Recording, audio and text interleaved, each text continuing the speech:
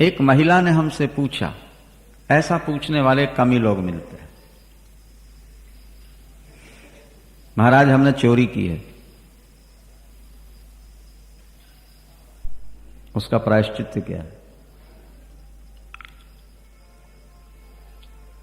धर्म करने वाले तो नोट दिखा के दान करते हैं। 1 रुपया चढ़ाना होगा तो मुट्ठी बांध के छोड़ देंगे, और 10 का 20 का या 100 का तो यूं अंगुलियों में उठा करके दिखा के सबको फिर छोड़ेंगे। क्या व्यक्ति पाप को छुपाता है और धर्म को दिखाता है। लेकिन पहले जमाने में ऐसा नहीं था, लोग धर्म को छुपा देते थे और पाप को बता देते थे।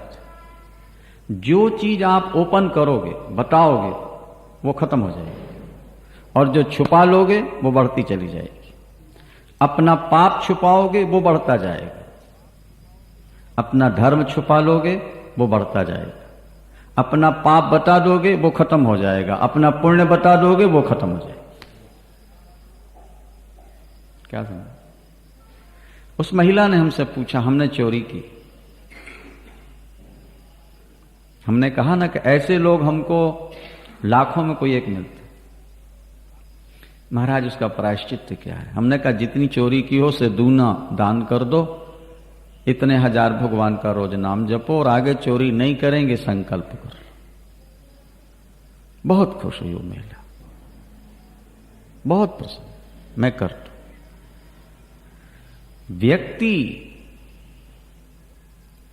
कर्म करे, देखो कर्म में कुछ ना कुछ पाप होते रहते हैं, और पाप एक वो चीज है जो बुद्धि के ऊपर कालिख पोतती रहती है, लाइट को रोकती रहती है। इसलिए एक सीमा तक कर्म करो, उसके बाद कर्म छोड़ दो बिल्कुल। भगवान के भजन पूजन कीर्तन में डूब जाओ, परोपकार में लग जाओ। अगर कर्म किए बिना न रह जाए तो फिर ये संकल्प ले लो कि इसके बाद जो भी प्रॉफिट होगा वो दान करेंगे, और व्यापार में बेईमानी नहीं करेंगे। और नहीं तो कर्म छोड़ करके फिर आ जाओ ईश्वर की ओर, और अपने तत्व को समझने का प्रयास करो। जीवन का मूल तत्व क्या है? वेदांती उनको ब्रह्म कहते हैं, योगी उसे परमात्मा कहते हैं, भक्त उनको भगवान कहते हैं। वो जीवन का मूल तत्व है। उसे पाए बिना शांति नहीं मिले,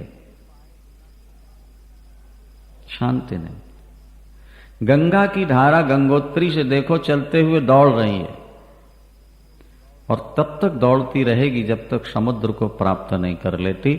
ठीक इसी तरह जीव इस संसार में जब से भगवान से बिछड़ा है दौड़ ही रहा है, और तब तक दौड़ता रहेगा जब तक भगवान को प्राप्त नहीं कर ले। और मानव जीवन से ही परमात्मा मिल सकते हैं, दूसरे शरीरों से नहीं मिलेंगे। अभी कहीं कथा सुनाते हुए हमने कहा था कि देखो हमारी सृष्टि में 84 लाख प्रकार के जीव हैं, लेकिन हाथ केवल मनुष्य के पास ही।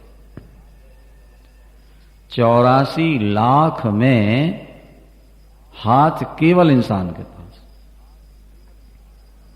न पक्षियों के पास है, न पशुओं के पास है, न जल में रहने वालों के पास है, न आकाश में उड़ने वालों के पास। ईश्वर ने हाथ किसी को नहीं दिया, केवल मनुष्य को दिया। इसलिए कि हाथों से ठाकुर की सेवा कर ले, माता पिता की सेवा कर ले, कुछ माला जप ले, चंदन घिस के भगवान को लगा, फूल माला बना के पहना, गरीबों की सहायता करते। और अगर इनका दुरुपयोग हुआ तो अगले जन्म में ये काट के फिर पैर जोड़ दिए जाएंगे, जानवर बना दिया जाएगा, फिर हाथ नहीं मिलेंगे। इसलिए तो भगवान राम स्वयं कहते हैं ना भाई कि बड़े भाग्य मानुष तनु पावा, बड़े भाग्य मानुष तनु पावा, के सुर दुर्लभ सद ग्रंथ गावा।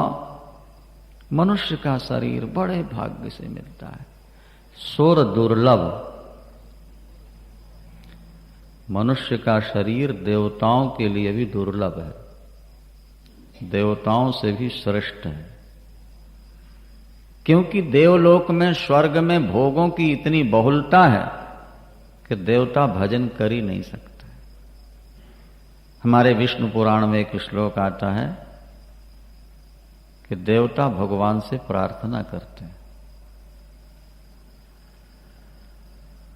प्रभु जब हमारा पुण्य क्षीण हो और हम स्वर्ग से नीचे गिराए जाएं, कुछ और देना न देना, हमें भारतवर्ष में मनुष्य का शरीर जरूर देते।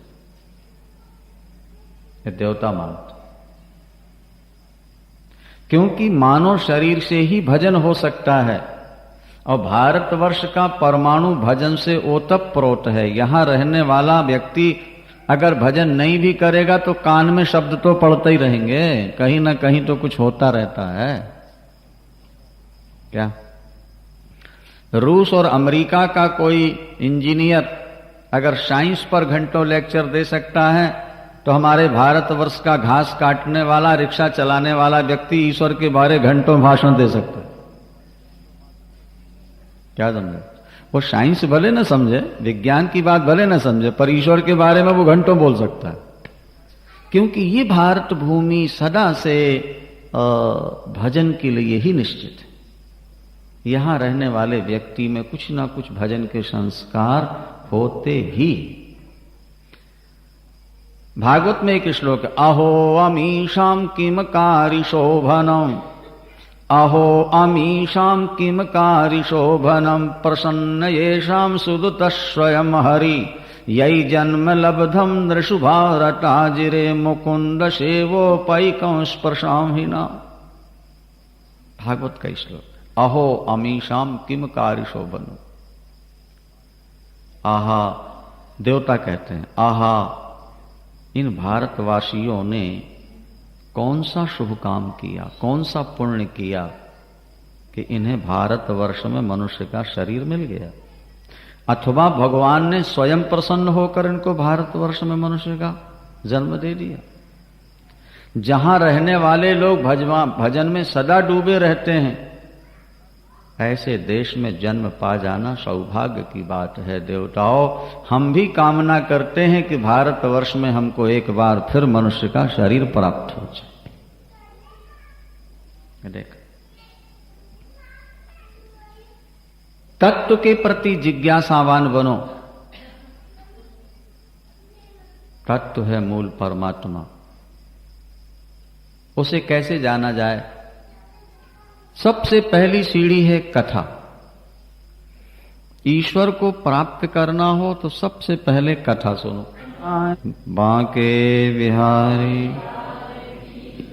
ईश्वर को आप जानना चाहते हैं, ईश्वर के बारे में कुछ समझना चाहते हैं आप, तो भागवत में लिखा कि एक मन होकर के भगवान की कथा सुनना प्रारंभ करो, उनका कीर्तन करो, उनका स्मरण करो। जब कथा सुनने लगोगे तो कीर्तन भी होने लगेगा, और कथा और कीर्तन होने लगा तो भगवान का स्मरण भी होने लगे।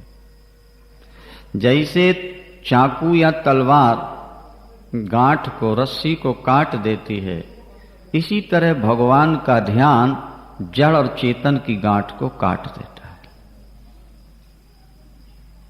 लेकिन कथा में तो मन नहीं लगता।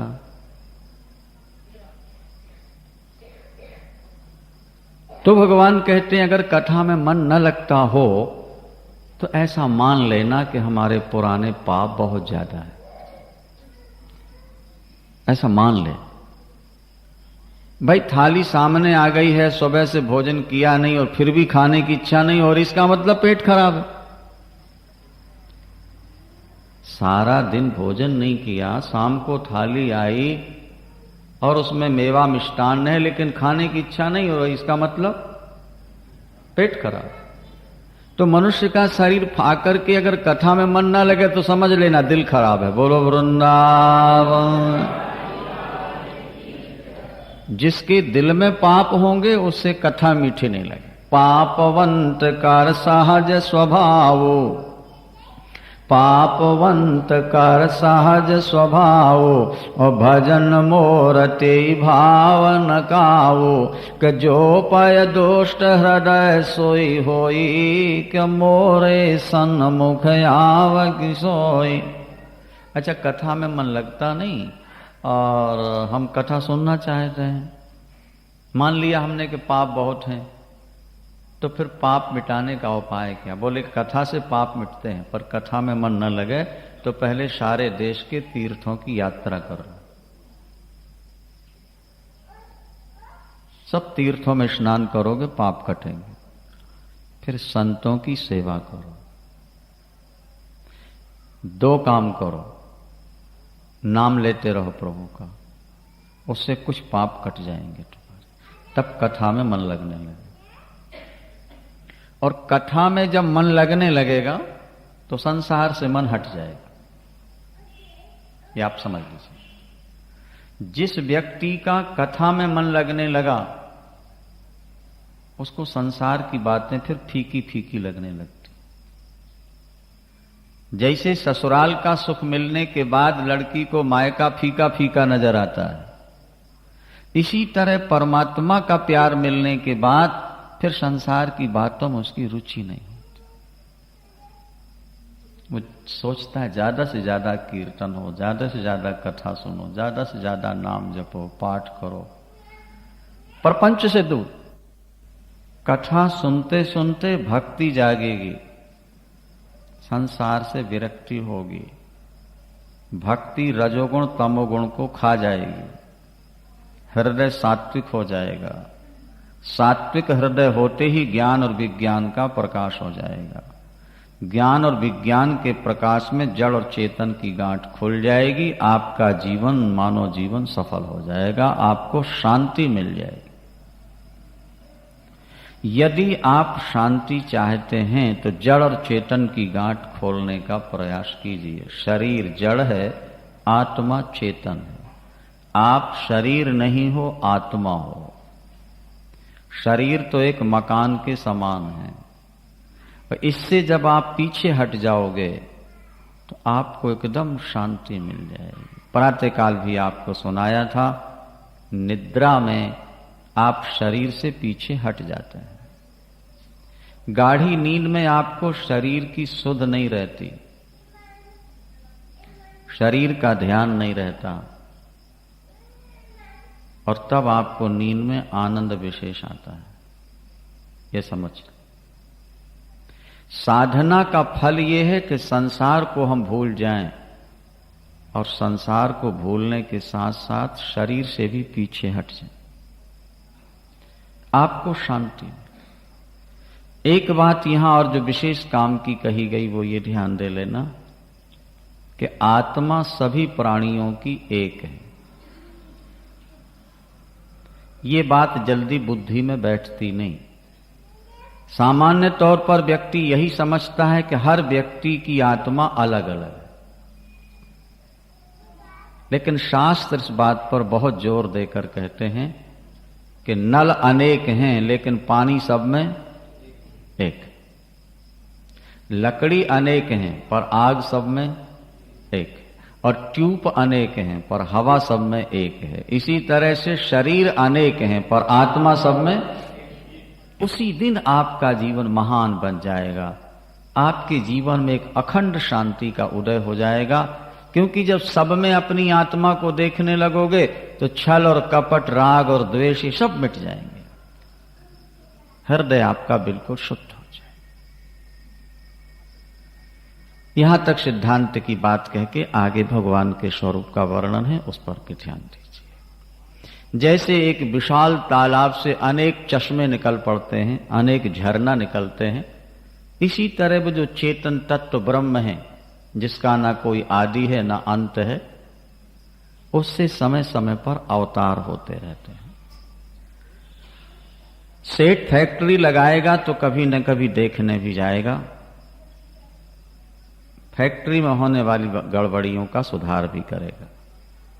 परमात्मा ने जगत बनाया है तो परमात्मा इसको देखने भी आता है, इसकी गड़बड़ियों को दूर भी करता है। अनेक अवतार हुए हैं, लेकिन भागवतकार कहते हैं कि 24 प्रसिद्ध हैं और 24 में 2 प्रधान हैं। 24 अवतार ये हैं, गिन लें। सनक सनंदन सनातन सनत कुमार पहला अवतार, नारद दूसरा अवतार है, और यज्ञ बराह भगवान जो पृथ्वी को पाताल से लाए तीसरा अवतार, नर नारायण चौथा है, कपिल भगवान 5वें हैं और दत्तात्रेय भगवान 6वें हैं। यज्ञ भगवान 7वां स्वरूप है और ऋषभदेव जैन धर्म जिनसे प्रारंभ हुआ वे 8वें हैं, महाराज पृथु 9वें हैं।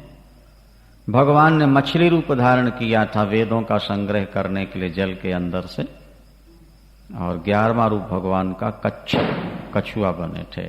12वां रूप धन्वंतरी है जो अमृत लेके समुद्र से प्रकट हुए। 13वां अवतार मोहिनी भगवान जिन्होंने दैत्यों को शराब पिलाई और देवताओं को अमृत पिलाए। 14वां अवतार भगवान का नरसिंह है और 15वां 52 अवतार है। 16वें परशुराम है, 17 में भगवान राम, 18 में महर्षि वेदव्यास, 19 में बलराम, 20 में कृष्ण, 21 में बुद्ध और 22 में आगे कल की अवतार होगा। और हयग्रीव और हंस ये 2 अवतार मिलाकर 24 अवतार हो जाते हैं। इस तरह 24 अवतार हमारे यहाँ के प्रसिद्ध हैं। यदि प्रातः काल और सायंकाल इन 24 अवतारों का ध्यान किया जाए तो दुख ग्रामाद विमुच्यते, व्यक्ति समस्त दुखों से मुक्त हो सकता है। इन 24 अवतारों में 2 अवतार पूर्ण ब्रह्म के अवतार हैं, भगवान राम और भगवान कृष्ण। वृंदावन बिहारी। यद्यपि भगवान अवतार लेकर के लीलाएं करते हैं, व्यवहार में लगता है कि भगवान में भी विकार हैं, लेकिन वास्तव में वे निर्विकार हैं। जैसे आकाश हमेशा निर्विकार रहता है, यद्यपि सारी क्रियाएं आकाश के अंदर ही हो रही हैं, लेकिन आकाश न तलवार से कटता है, न पानी से गीला होता है, न आग से जलता है और न हवा से सूखता है। वायु में दुर्गंधी सुगंधी आती रहती है, लेकिन वायु निर्मल की निर्मल है, थोड़ी समय के बाद दोनों को छोड़ दे। इसी तरह परमात्मा लीला करते हैं, वो स्थूल भी बनते हैं, साकार भी बनते हैं, लेकिन उनमें कोई विकार नहीं रहता। ये बात कथा सुनते सुनते समझ में आ जाती है। परमात्मा को समझना हो तो काफी दिनों तक कथा सुननी चाहिए। मनुष्य की जो बुद्धि है वो तर्क प्रधान है। मनुष्य की बुद्धि में हमेशा तर्क उठते रहते हैं, संशय उठते रहते हैं। उन संशयों की निवृत्ति सत्संग से हुआ करती है। तब हुई है सब संशय भंगा, तब हुई है सब संशय भंगा, कि जब बहुकाल करो सत्संगा। बहुकाल, बहुत दिनों तक कथाएं सुनते रहोगे आप तो आपके मन के संशय निकल जाएंगे। सौनकाद ऋषियों ने प्रश्न किया है गुरुदेव, शुकदेव भगवान ने महाराज परीक्षित को गंगा तट पर जो कथा सुनाई, कृपा कर हमें भी सुनाइए। आश्चर्य तो यह है कि जिन ऋषि के तन में लंगोटी भी नहीं, जो एक जगह कहीं ठहरते नहीं थे, वो 7 दिन तक कैसे बैठे रह गए। और परीक्षित ने जवानी में गंगा तट बैठ करके कथा कैसे सुन ली। जवानी में तो व्यक्ति धन कमाने में और भोगों में फंसा रहता है, पर जवानी में भी अगर कोई व्यक्ति राजपाट छोड़ के कथा में बैठ रहा है, इसका मतलब है कि उनके संस्कार बहुत प्रबल हैं। इन दोनों का संवाद हमें कृपा कर सुनाइए। तो सूत जी प्रारंभ करते हैं। द्वापर का अंत है।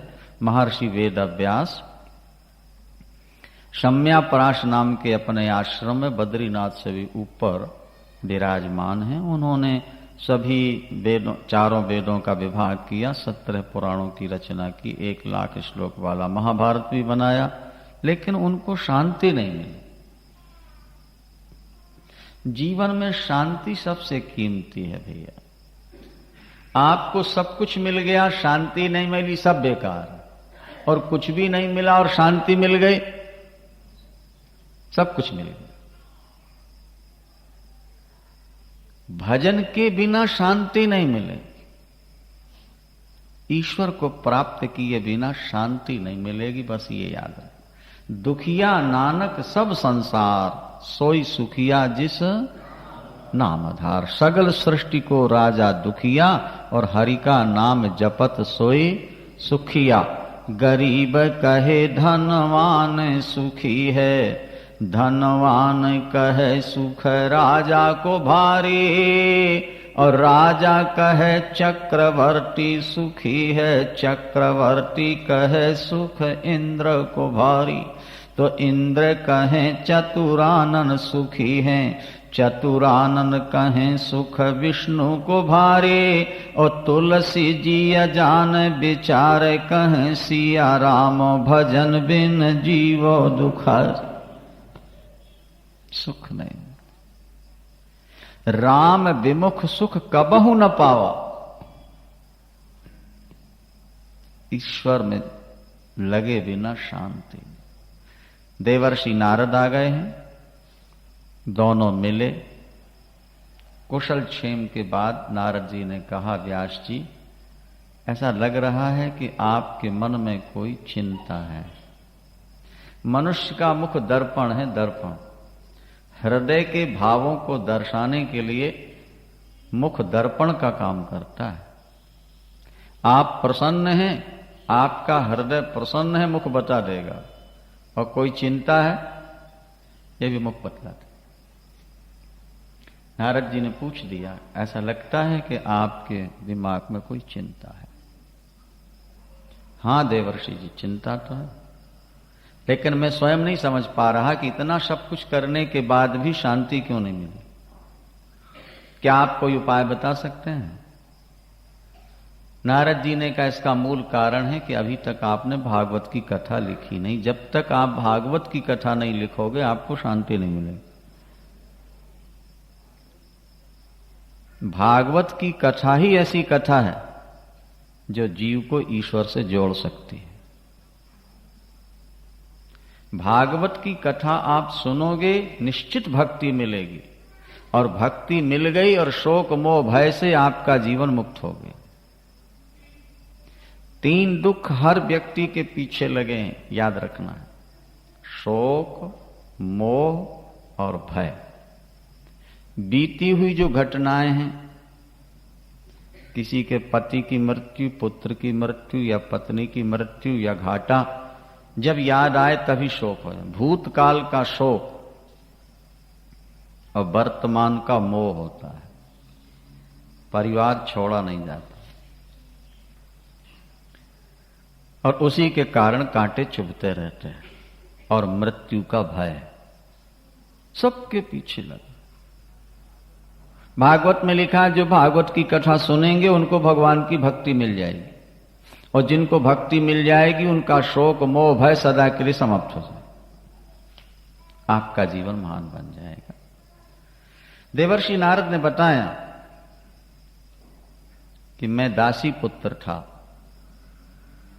पैदा होते मेरे पिता शांत हो गए, भाई बहन कोई थे नहीं, घर में खाने को नहीं। मेरी मां ब्राह्मणों के घर नौकरानी बनकर, आया बनकर, दासी बनकर सेवा करती है और वहीं से जो मिलता है गुजारा करती है। मैं भी वहीं खेलता रहता था।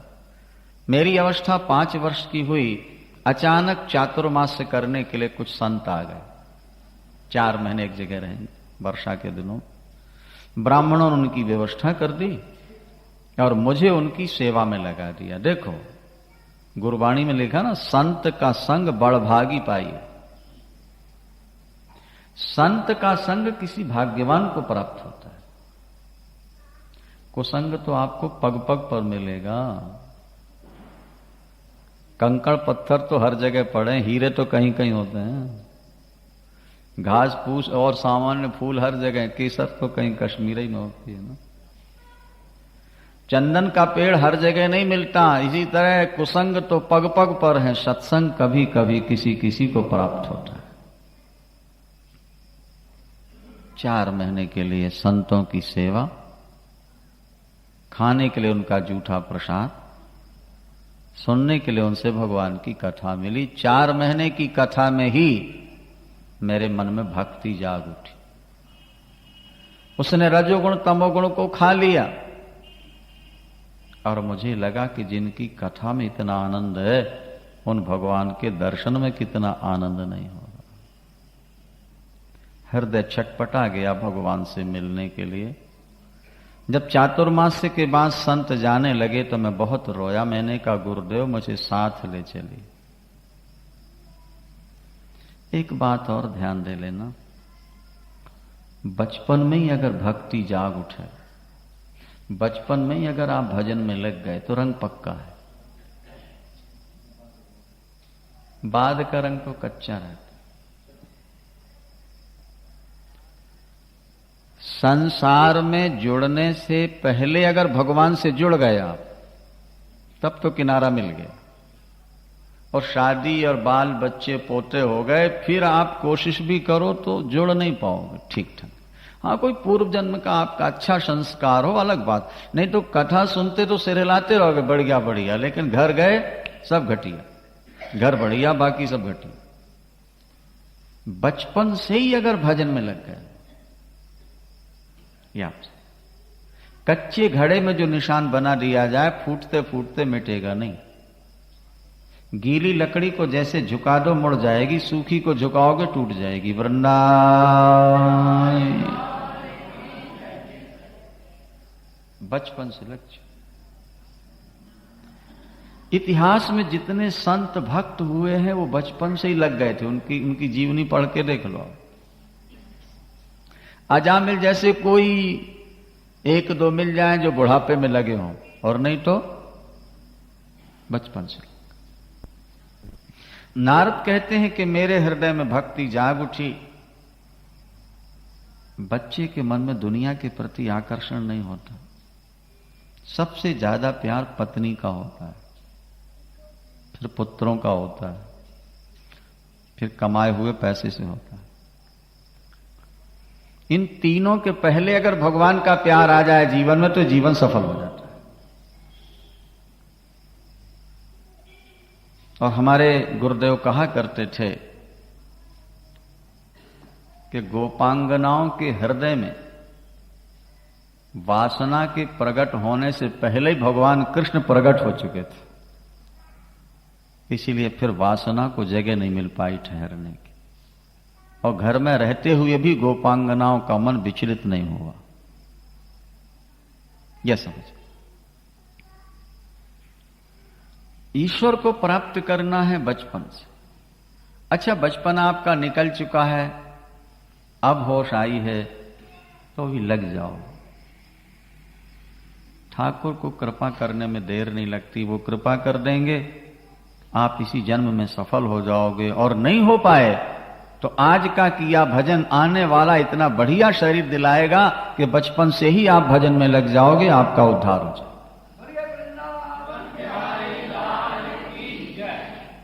ये बचपन से ही आप लग जाए, एक शरीर ऐसा मिलेगा। फिर आप नारद जी गुरुदेव से बोले मुझे ले चलिए गुरुदेव, अब घर अच्छा नहीं लगता। बचपना था, कोमल हृदय प्रभु की ओर आकर्षित हो गया। अभी अमृतसर में किसी ने कहा कभी जीवन में भजन नहीं किया, 24 वर्ष बीत गए, आपकी कथा सुन के एकदम जैसे मैग्नेट लोहे को खींच ले, मन खिंच गया, अब दुनिया से हटकर भजन में लग रहा है। हमने कहा कोई पुण्य जाग उठा होगा। बिना पुण्य के ईश्वर की ओर आकर्षण नहीं हो सकता। मेरी मां रोने लगी संतों से ये कहकर कि मेरा एक ही एक है, इसे न ले जाइए नहीं तो मैं मर जाऊंगी। मेरा और कोई सहारा नहीं, ये मेरे बुढ़ापे की सोटी है, यही मेरे जीवन का सहारा है। और मैं रो रहा था गुरुदेव मुझे छोड़ न जाइएगा, मैं आपकी सेवा करूंगा, आपका जूठा प्रसाद पाके कथा सुनूंगा भगवान की। एक बार मुझे बांके बिहारी दर्शन दे दें, बस और कोई इच्छा नहीं।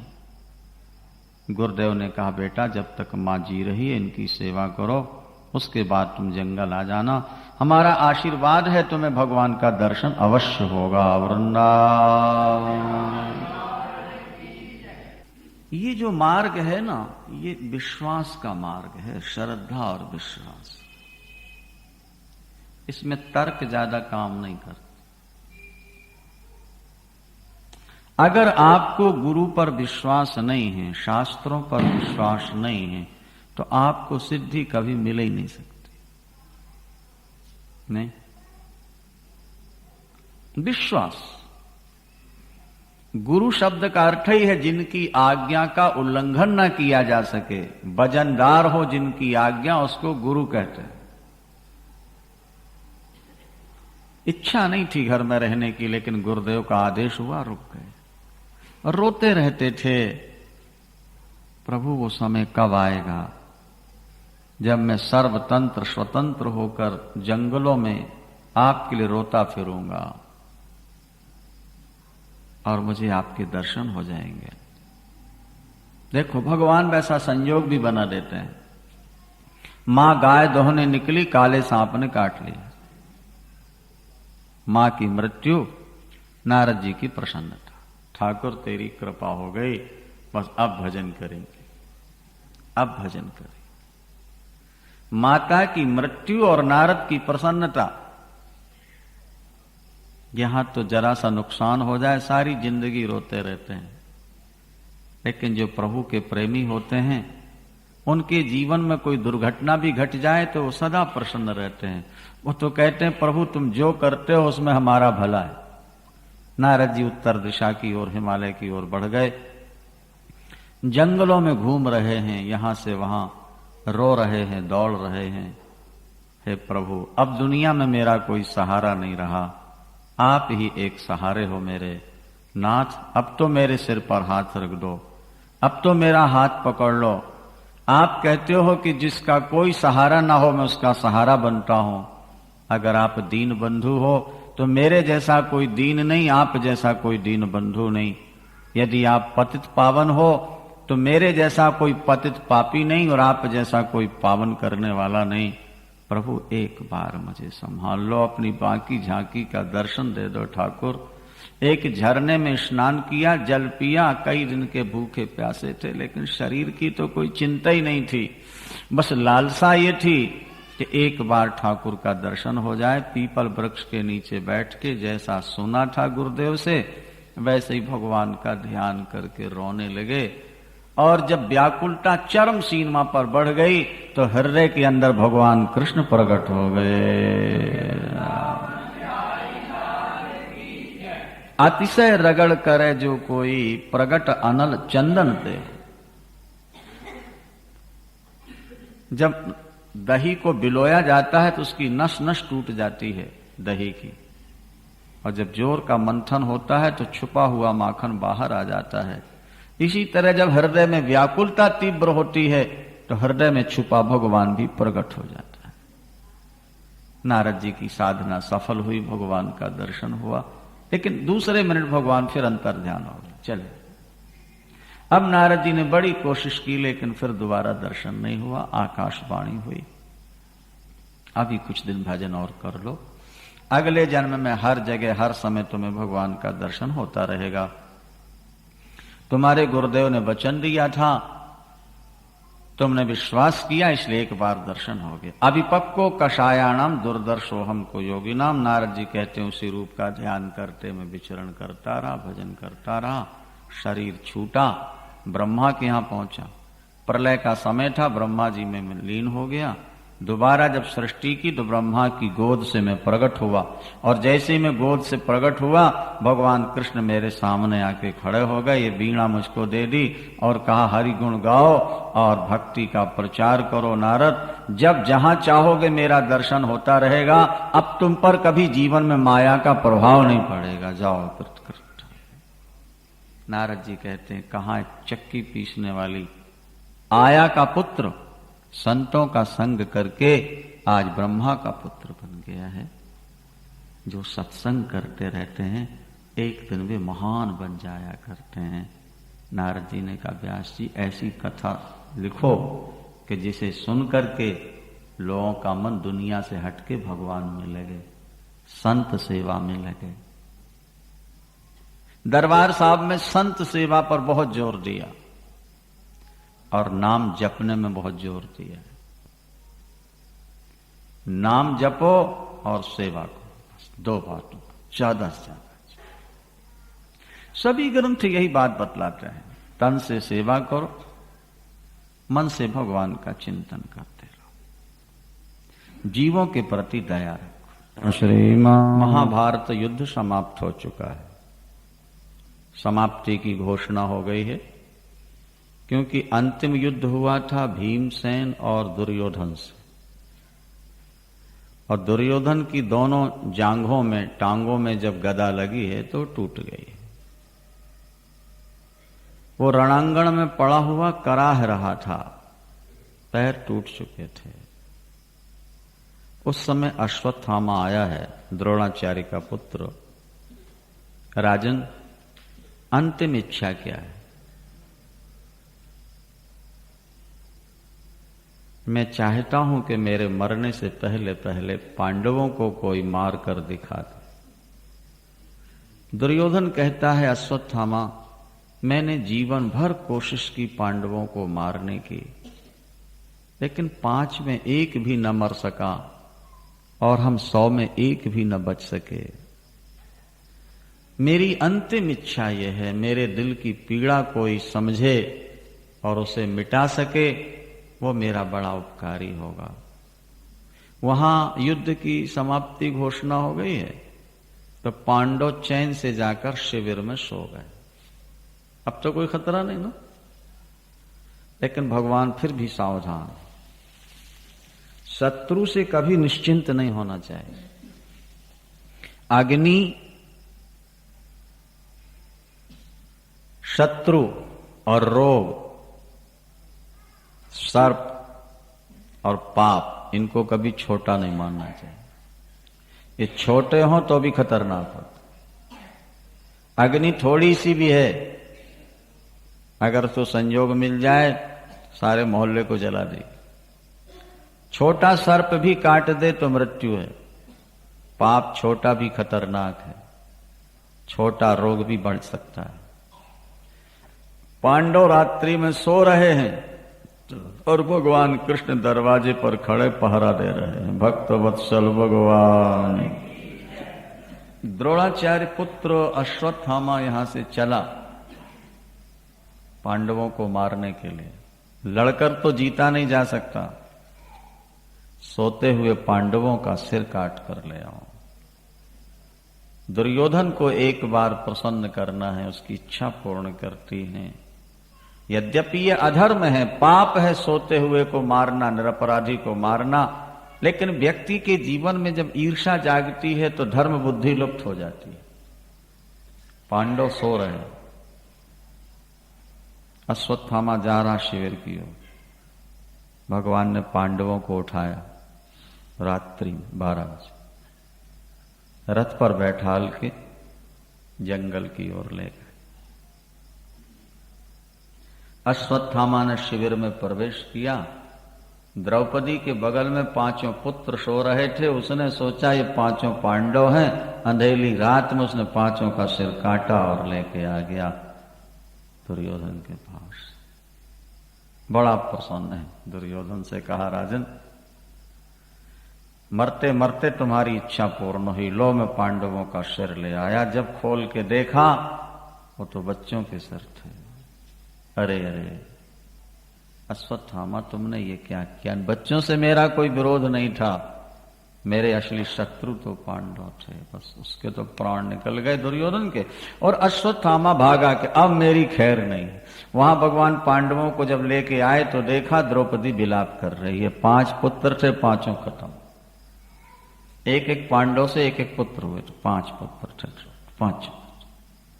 जब विलाप करती है तो अर्जुन को बड़ा क्रोध आया। अर्जुन ने कहा, द्रौपदी, अभी तेरे आंसू नहीं पोंछूंगा।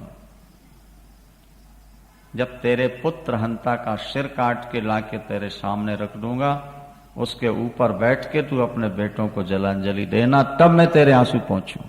कृष्ण, रथ तैयार करो, जल्दी चलो। भगवान ने कहा, जो आज्ञा। बोलो वृंदावन। हमारा ठाकुर इतना बढ़िया मित्र है, इतना बढ़िया ड्राइवर है, इतना बढ़िया स्वामी है, इतना बढ़िया पुत्र है कि दुनिया में कोई मिल ही नहीं सकता। आप उसे जो बनाना चाहो बनने को तैयार है, बशर्ते कि एक बार आप उसके बन जाओ। एक बार उसके बन जाओ, फिर उसे जो बनाना चाहो वो बनने को तैयार। अर्जुन भगवान के बन गए। अर्जुन ने तो भगवान से एक ही नाता जोड़ा था, सखा का, लेकिन भगवान ने फिर 4-4 नाते जोड़ लिए थे। सखा, अपनी बहन ब्याह दी, बहनोई, और कुरुक्षेत्र में गीता सुना दी तो शिष्य, और ड्राइवर बन गए तो स्वामी भी बना लिया। 4 नाते जोड़ लिए ठाकुर। इसीलिए महाभारत में कथा आती है कि जब जयद्रथ को मारने के लिए अर्जुन चले हैं, आगे सील में देखोगे, ये जयद्रथ जिसने अभी द्रौपदी का अपहरण करना चाहा, चक्रव्यूह में जब अभिमन्यु फंस गया है, मारा गया, तो मरने के बाद भी इसने सिर पर लात मारी थी, गदा मारी थी अभिमन्यु की, पैर से ठुकराया था लाश। और जब अर्जुन को पता लगा तो प्रतिज्ञा कर ली थी, अरे नीच मानव, तू इतना नीच हो सकता है? मरने के बाद तो शत्रुता खत्म हो जाती। एक तो एक निहत्थे बालक को तुम 7 महारथियों ने मिलकर मारा, और फिर मरने के बाद भी लात की ठोकर और गदा। जाओ, कल सूर्यास्त से पहले अगर मैंने जयद्रथ को नहीं मार दिया तो मैं आग में जल के मर जाऊंगा, और नहीं तो कल खत्म कर दो। भगवान ने कहा, पार्थ, जोश में होश नहीं खो देनी चाहिए। मालूम है, जयद्रथ ने वरदान मांगा, जयद्रथ के पिता ने वर मांगा हुआ है, मेरे पुत्र का सिर जिसके हाथ से जमीन में गिरे उसके सिर के 100 टुकड़े हो। अब अगर तुम मारते हो तो तुम्हारे सिर के 100 टुकड़े होंगे, और नहीं मारते हो तो आग में जल के मरना पड़ेगा। दोनों तरफ तुम्हारी मृत्यु है। सोचो अब क्या होगा। अर्जुन ने कहा, जीवन के बारे में सोचना हमारा काम नहीं है कृष्ण। हमने तो जिस दिन घोड़ों की लगाम आपको थमा दी, उस दिन अपने जीवन की चिंता भी आपको दे दी। हमारा काम आपका चिंतन करने का, आपका काम हमारी चिंता करने का।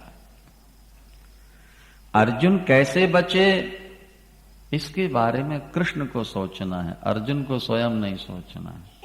अर्जुन को तो युद्ध करना है, बस आपका नाम लेते। बड़ी विकट परिस्थिति है पार्थ, विचार तो करो। मारोगे तो मर जाओगे, और नहीं मारोगे तो मरोगे। बोलो। अर्जुन ने कहा, प्रभु थका हुआ हूं, फिर कल लड़ना पड़ेगा, इसलिए सोने दो मुझको, तो आराम। रात भर घर्राटे की नींद सोता रहा महाराज। यहां तो जरा सी चिंता हो जाए तो बिना कंपोज खाए नींद ही ना आए। बोलो वृंदा। निश्चिंत सोया रात भर, और प्रभु रात भर बैठे सोचते रहे क्या करना है, कैसे करना। प्रातः काल जब अर्जुन को लेके ठाकुर जी चलने लगे तो धर्मराज युधिष्ठिर सामने आ गए। नहीं, विदा कर रहे थे युद्ध के लिए। विदा करते करते युधिष्ठिर की आंख में आंसू आ गए। तो भगवान ने देखा, धर्मराज जी आप रो रहे हैं, आपकी आंख में आंसू कैसे हैं? कुछ नहीं प्रभु, एक प्रार्थना करना चाहता था। क्या है, बोलिए। जैसे आप अर्जुन को ले जा रहे हैं युद्ध में, सायंकाल इसी तरह लौटते हुए मैं देख लूं, ये मेरी इच्छा है। कहते कहते फिर आंसू निकल आए। भगवान मुस्कुराए। उन्होंने कहा, धर्मराज जी, आपका तो एक नाता है अर्जुन से, मेरे तो 4 नाते हैं। एक नाते वाले की ज्यादा ममता होगी कि 4 नाते वालों की? बोलो। इससे तो 4 नाते जुड़े हैं मेरे। आप निश्चिंत होकर बैठ जाओ, जब तक कृष्ण है तब तक अर्जुन है। अपने शरीर की बोटियां बोटियां काट के दे दूंगा, जरूरत पड़ेगी तो अर्जुन का बाल बांका नहीं होने दूंगा। ये ध्यान रखें। जैसे इस समय जा रहे हैं वैसे ही वापस लौट के आएंगे। आप निश्चिंत होकर बैठ जाओ। वृंदावन,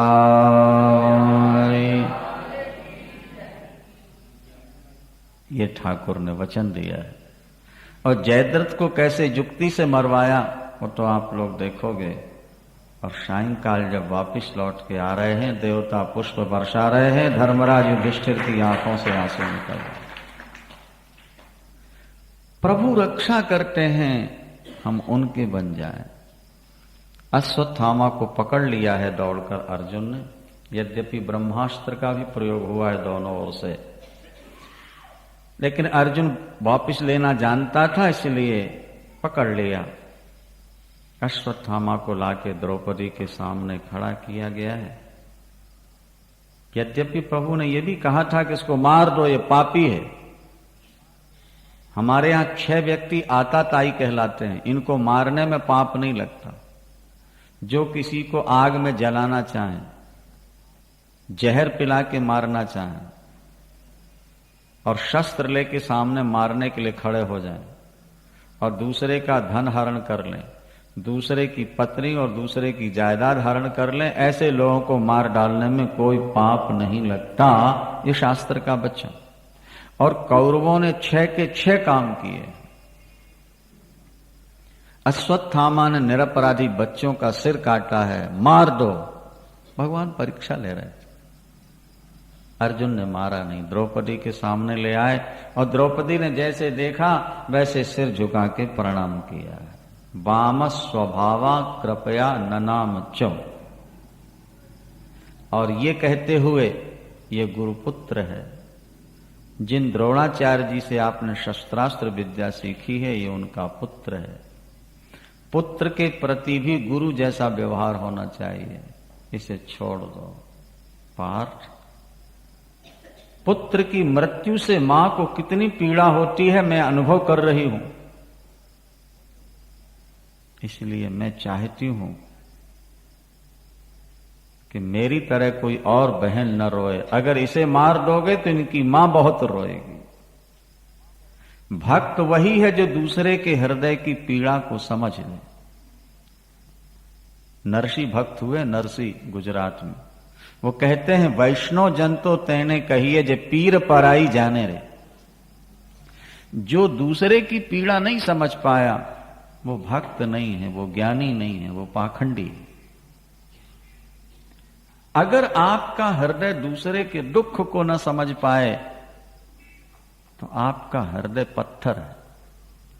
आप किसी को अगर सुख नहीं दे सकते हैं तो आप किसी को दुख देने का कभी विचार न कीजिए। कबीरदास कहते हैं, रे मन भला न कर सके तो बुरे पंथ मत जा, अमृत फल चाख्यो नहीं तो विस्फल काहे खा। छोड़। भीमसेन ने कहा, नहीं छोड़ेंगे, इसको मार दो। भीमसेन विरोध करते थे बीच बीच में। द्रौपदी ने कहा, मुझे मार दो, फिर इसे मारना, नहीं तो छोड़ दो। मेरे पुत्र तो अब जीवित होंगे नहीं, फिर मैं अपने तरफ से किसी बहन को क्यों रुलाऊं। ये भक्ति का लक्षण है। उसका सिर मुड़ा के, जैसे जयद्रथ का सिर मोड़ दिया था, उसकी मणि निकाल के बाहर, और बाहर उसको भेजा। देखो, नीच व्यक्ति अपनी नीचता नहीं छोड़ता। चाहिए तो यह था कि अश्वत्थामा को कि वो कृतज्ञ होता कि पांडव द्रौपदी ने मुझे बचा दिया, लेकिन सर्प चंदन के पेड़ में रहे फिर भी अपना जहर नहीं छोड़ता। ये नीच कितने ही इनके साथ उपकार करो, ये उपकार मानते नहीं। बाहर जाते ही उसने ब्रह्मास्त्र का प्रयोग कर दिया उत्तरा के गर्भ में। अभिमन्यु की पत्नी उत्तरा, उनके गर्भ में थे परीक्षित। गर्भ में ब्रह्मास्त्र का प्रयोग करती और उत्तरा दौड़ी दौड़ी भगवान के चरणों में गिर पड़ी, प्रभु मेरे गर्भ के बालक को बचा लो, मैं भले मर जाऊं लेकिन ये बच जाए। इसके कारण मैं सती नहीं हो पाई। ये आपका भक्त है, क्योंकि मैं निरंतर आपका चिंतन करती हूं। भगवान ने कहा डरो नहीं। अंगूठे के बराबर रूप बनाया, सुदर्शन चक्र गदा हाथ में ली और गर्भ में प्रवेश कर गए ठाकुर। 9 महीने तक चारों तरफ घूम घूम करके परीक्षित की रक्षा करते रहे। देवता पुष्प बरसाकर बाजे बजाकर जय जयकार कर। वृंदावन बिहारी। प्रभु चाहते तो बाहर से भी रक्षा कर सकते थे, संकल्प मात्र से रक्षा कर सकते थे, तो गर्भ में प्रवेश क्यों किया? तो शास्त्र कहते हैं कि माता का गर्भ नरक के समान होता है। भगवान गर्भ में जाके दुनिया को ये बताना चाहते हैं कि जो मेरा भजन करेंगे, अगर उनकी रक्षा के लिए मुझे नरक भी जाना पड़े तो जाऊंगा, लेकिन अपने भक्त को बचाऊं।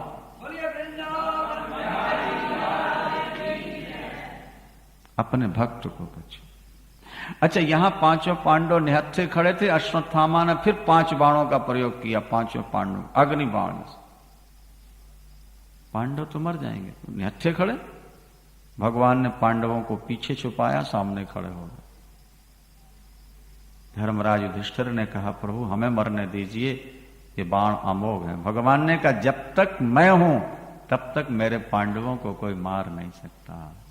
ये बाण मेरी छाती भेद कर ही तुम्हें लग सकते हैं। वो बाण भगवान का स्पर्श करके वापिस लौट गए। देवता फिर पुष्प वर्षा कर जय जयकार करते हैं। एक दिन भगवान प्रातःकाल ध्यान में बैठे हैं। युधिष्ठिर जी ने जाके प्रणाम किया, देखा तो भगवान कृष्ण की आंखों से आंसू गिर रहे थे। थोड़ी देर के बाद प्रभु ने आंख खोली तो युधिष्ठिर जी ने पूछा प्रभु किसका ध्यान कर रहे थे? बोले जो मेरा ध्यान करते हैं मैं उनका ध्यान करता हूं। इस समय भीष्म पितामह बाणों की शैया पर पड़े हैं। उन्होंने दुनिया में किसी से नाता नहीं जोड़ा। यद्यपि वचनबद्धता के कारण उन्होंने कौरवों का पक्ष लिया, लेकिन उनकी भक्ति में कोई कमी नहीं है। युधिष्ठिर इस समय बाणों की शैया पर पड़े, वो मेरा चिंतन कर रहे हैं, मैं यहां बैठ करके उनका चिंतन कर रहा हूं। बोलो वृंदावन। वहां जाने की तैयारी होती है। इससे पहले प्रसंग है कि जब धर्मराज युधिष्ठिर को राजा बना दिया है तो भगवान बोले मैं द्वारिका हो आऊं कुछ दिन के लिए। बहुत दिन से यहीं थे महाभारत युद्ध के सिलसिले में। तो जब जाने लगे तो पांडवों को बड़ी पीड़ा हुई। पांडव भगवान का वियोग नहीं सह सकते, लेकिन हम द्वारिका वासियों को भी तो दर्शन देना है। रुंधे हुए गले से, भरे हुए आंसुओं से पांडवों ने प्रभु को विदा करना चाहा है। भगवान ने बुआ कुंती को प्रणाम किया और बोले बुआ मैं कुछ दिन के लिए हस्तिनापुर जाना चाहता हूं, आज्ञा दे दो। बुआ ने कहा कि प्रभु आप तो परमात्मा हो, जगत का कल्याण करने के लिए अवतरित हुए, आप जा रहे हो तो जाने से पहले मुझे वरदान दे जाओ, और यही वरदान दे दो कि मैं जीवन में कभी सुखी ना रहूं, मुझ पर हमेशा विपत्तियां आती रहें। क्या मेरे जीवन में सदा विपत्तियां आती रहें, ये मैं वरदान चाहता हूं, चाहती हूं। क्यों? दुनिया मेरा भजन करके सुख चाहती है और तुम दुख मांगती हो। बुआ ने कहा हां प्रभु, व्यक्ति जब सुखी होता है ईश्वर को भूल जाता है, और जब दुख आता है जीवन में तो घूम घुमा के व्यक्ति भगवान का स्मरण करता है। हमारे जीवन में कितने संकट आए, हमारे बच्चों पर कितनी समस्याएं आई। भीमसेन को जहर पिलाया गया, 5 बेटों को मेरे साथ लाख के चपड़े के मकान में बंद करके जलाने की योजना थी। हिडम्ब राक्षस आया, द्रौपदी स्वयंवर की विकट परिस्थिति, और हिडम्ब राक्षस आया, तथा भरी सभा में द्रौपदी और 10,000 शिष्यों को लेकर के दुर्वासा पहुंच गए थे। सीरियल में तो 4-6 महात्मा दिखा दिए ना, लेकिन भागवत में लिखा है कि दुर्वासा जी 10,000 शिष्यों को लेकर गए थे। कौरवों ने उनकी सेवा बहुत की, दुर्वासा के साथ बहुत बड़ी मंडली रहती थी साथ में। तो कूटनीति थी कि दुर्वासा क्रोधी हैं, इनको जब भोजन नहीं मिलेगा ये श्राप दे देंगे, पांडव मर जाएंगे, राज्य हमारा निष्कंटक हो जाएगा। महाभारत हमें ये बताती है, महाभारत की कथा, ये घटना कि एक और मारने वाले मारने की कितनी कोशिश कर रहे हैं, लेकिन दूसरी ओर बचाने वाले ठाकुर पांडवों को कैसे युक्ति से बचाते चले जाते हैं। और हमें भगवान की शरण में आ जाना चाहिए सुनकर देखकर। जीव जीव को नहीं बचा सकता, जीव को केवल ईश्वर ही बचा सकता है। जीव स्वयं मृत्यु का ग्रास है, वो दूसरे को मृत्यु से कैसे बचा पाएगा? मृत्यु से बचना है, उसकी शरण में जाओ जो मृत्यु से बचा हुआ। काली नाग के सिर पर भगवान नृत्य करते हैं, सर्प मृत्यु का प्रतीक है। भगवान मृत्यु के मुख में नहीं, सिर पर हमें आपको संकेत दे रहे हैं, मेरी शरण में आ जाओ, मृत्यु से सदा के लिए छुटकारा मिल जाएगा, तुमको बच जाओ। ध्यान। 10,000 ऋषियों को लेकर दुर्वासा चले हैं। सीरियल में उतना बढ़िया नहीं दिखाया जैसा लिखा हुआ है। बोलो वृंदावन। धर्मराज युधिष्ठिर 10,000 ब्राह्मणों को भोजन करा के ही भोजन करते थे। बाबा, हमारे सनातन धर्म में लिखा है कि जिस दिन कोई अतिथि भोजन करने ना आए, हमारे यहां का गृहस्थ कहता था आज का दिन सबसे बुरा दिन। वृंदावन बिहारी, आज का दिन सबसे बुरा।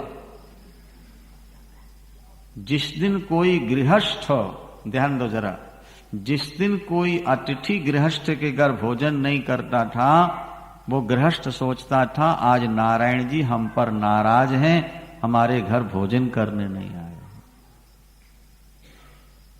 आज तो अतिथि आ जाए तो सिर दर्द हो जाए, क्यों आ गया? हमारा सनातन धर्मी खिला के खाता था, स्वयं भूखा रह के भी अपनी थाली दूसरे को दे देता था। आज तो दूसरे को छीनने की बात सोचते हैं, देने की बात तो दिमाग से निकलती जा रही है। धर्मराज युधिष्ठिर 10,000 ब्राह्मणों को, साधुओं को भोजन करा के ही भोजन करते थे, नहीं तो भोजन नहीं करना, प्रतिदिन, महाभारत में लिखा। और जब ये वनवासी होने लगे तो लिखा है कि रास्ते में युधिष्ठिर जी रोए। जुआ खेल करके हम लोगों का जीवन भी आपने बर्बाद किया, आज रो रहे हो। पहले ही अगर सावधान हो जाते तो ये दिन देखने तो न पड़ते। धर्मराज बड़े सहनशील थे, जल्दी घबराते नहीं थे। वो कहते थे भीमसेन ये तो जिंदगी के दो पहलू हैं, दिन और रात की तरह। दुख और सुख तो जिंदगी में आते जाते रहते। व्यक्ति को ना तो ज्यादा सुख पाके बहुत हर्षित होना चाहिए, ना दुख पाके घबराना चाहिए।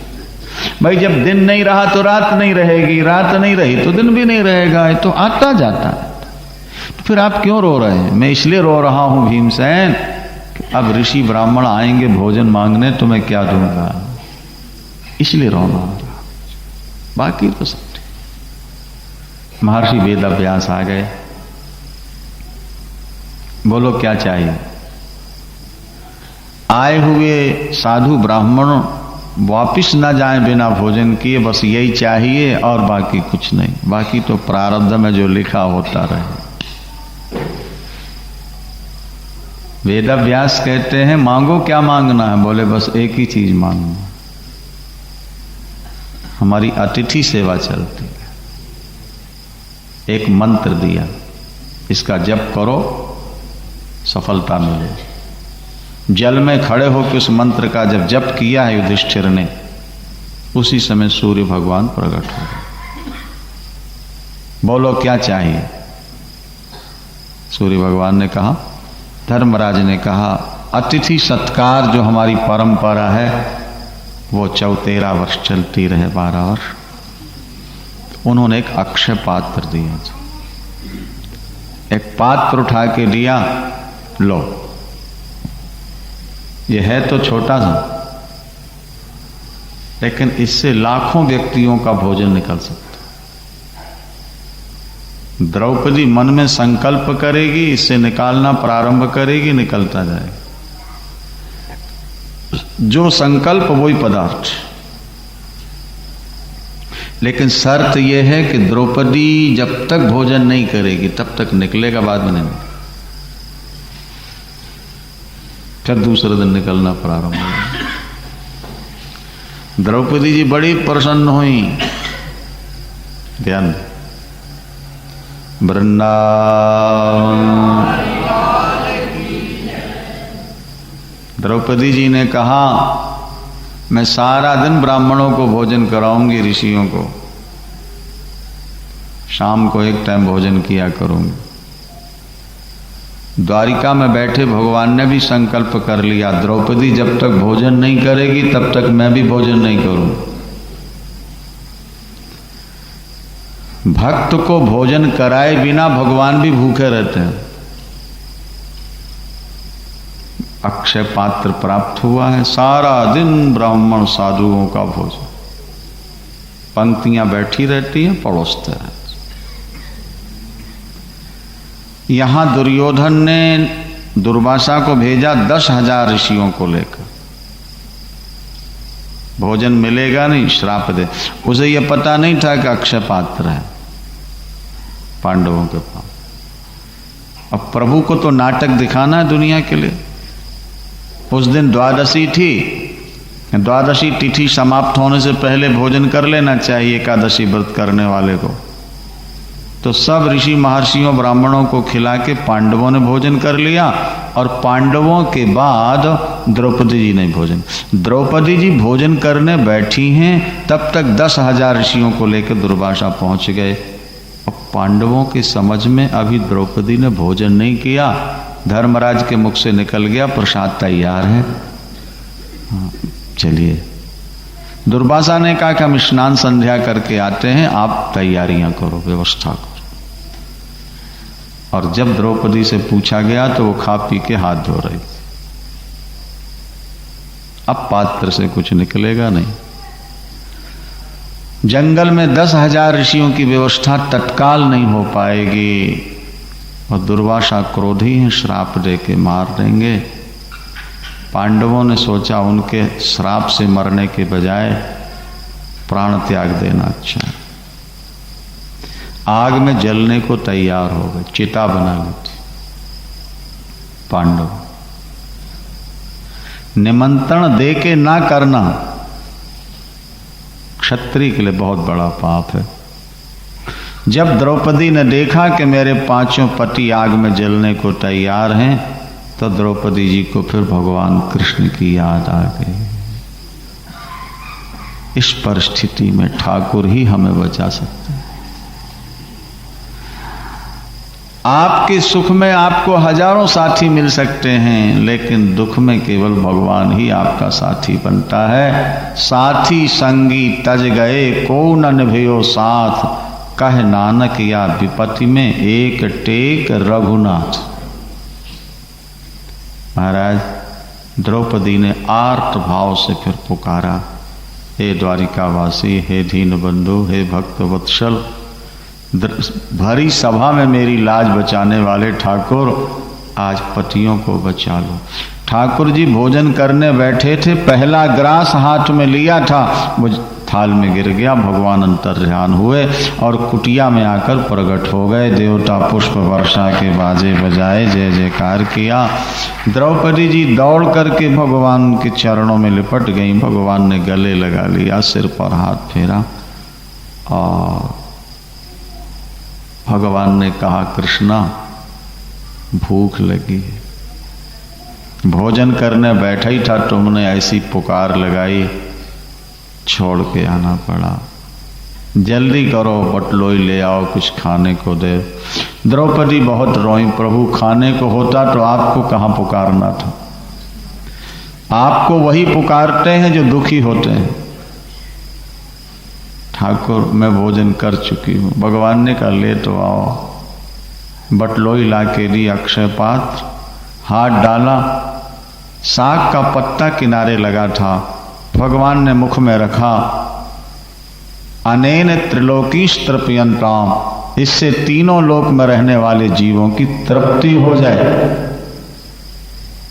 एक साग का पत्ता ठाकुर ने खाया। मृत्युलोक में नहीं, तीनों लोक में, केवल मनुष्य नहीं, कीट पतंग पशु पक्षी सबका पेट भर गया। देवता पुष्प बरसाते हैं, बाजे बजाते हैं और जय जयकार करते। स्नान करने वाले ऋषि भी गले तक भर गए। पांडवों को प्रभु ने बचाया और कहा बुला लाओ। जब बुलाने गए तो दुर्वासा ने कहा कि मैं समझ गया, दुर्योधन का ये षड्यंत्र था, तुमको मरवाना चाहता था। जाओ, कृष्ण तुम्हारे रक्षक हैं, कोई बाल वांका नहीं कर सकेगा। जो तुम्हें मारना चाहेगा कुत्ते की मौत मर जाएगा। दुर्योधन ने भेजा था पांडवों को मरवाने के लिए। नहीं, जो तू को कांटा बोवे ताही बो तू फूल, तुम्हें फूल के फूल हैं, वाको है त्रिशूल। बुआ कुंती कहती हैं प्रभु जब जब विपत्ति आई है आप हमारे साथ रहे। आज मेरे बेटों को राजा बना दिया तो आप कहते हो कि मैं द्वारिका जा रहा हूं। इसका मतलब है कि आप दुखियों के साथ रहते हो और सुखियों का साथ छोड़ दिया करते हो। इसलिए मुझको विपत्ति दो, ताकि विपत्ति में आप साथ तो रहोगे। आपका चिंतन, आपका भजन जीव का बेड़ा पार कर देता है। भगवान ने कहा बुआ अब नहीं, अब दुख नहीं दे सकते, बहुत दुख झेल लिए। मेरी प्रतिज्ञा है जो मेरा बन जाएगा वो दुखी नहीं रहे। अब तुम्हारे दुख के बादल छट गए हैं, कुछ और मांग लो। बुआ ने कहा अगर दुख नहीं दे सकते ठाकुर तो फिर ये वरदान दे दो कि मेरा मन सदा आपके चरणों में लगा रहे, परिवार में मेरा मन न लगे। शरीर तो परिवार में रहे लेकिन मेरा मन आपके चरणों में रहे। ठाकुर इतनी भिक्षा दे दो। भगवान ने कहा तथास्तु, जाओ दे दिया। अब तुम घर में रहोगी बुआ, लेकिन तुम्हारा मन मेरे पास रहेगा सदा सदा। गंगा की धारा जैसे कभी टूटती नहीं, बीच में कटती नहीं, इसी तरह तुम्हारा मन सदा। और फिर बुआ कुंती का मन कभी घर में लगा ही नहीं। घर में खुशी हो या गमी हो, हानि हो या लाभ हो, जीवन हो या मरण हो, बुआ कुंती शांत, ठाकुर के चिंतन। और जब अर्जुन ने आके बताया कि ठाकुर ने लीला समाप्त कर दी तो कृष्ण कृष्ण कृष्ण कहते बैठे बैठे कुंती ने शरीर छोड़ दिया। बस भीष्म पितामह का भी यही हुआ है। सब पांडव गए हैं, भीष्म पितामह के शरीर में बाण छिदे हुए थे, सब पूरे बाणों की शैया थी। और जब भगवान सामने खड़े हुए तो बहुत आंसू गिरे भीष्म पितामह के। भगवान ने अपने पीताम्बर से पोंछ दिया, धर्मराज ने पोंछा।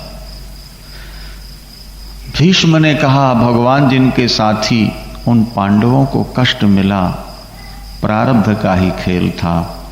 जिन्हें तुम अपने मामा का पुत्र समझते हो पांडवों, ये तुम्हारे मामा के पुत्र नहीं, ये साक्षात ब्रह्म है, ईश्वर है। मेरा सौभाग्य है, अंतिम समय आ गए। भगवान ने हाथ जोड़ के कहा पितामह मेरे लायक कुछ सेवा। तो पितामह ने आंसू भर के कहा कृष्ण मैं आज्ञा क्या दूं आपको, मैं तो प्रार्थना ही कर सकता हूं। इस समय तो हाथ भी नहीं जोड़ सकता, सब बाण छिदे। मेरी प्रार्थना यही है कि आप चतुर्भुज रूप में मेरे सामने खड़े हो जाओ। तब तक खड़े रहो जब तक मेरा शरीर छूट न जाए। आपका दर्शन करते करते मैं शरीर छोड़ दूं। भगवान कृष्ण चतुर्भुज रूप में खड़े हो जाते हैं, शंख चक्र गदा पद्म लेके, और भीष्म जी भगवान का ध्यान करते करते शरीर छोड़ देते हैं। वृंदावन वैकुंठ गए, भगवान में लीन हुए। देवता पुष्प वर्षा के बाजे बजाए और जय जयकार कर।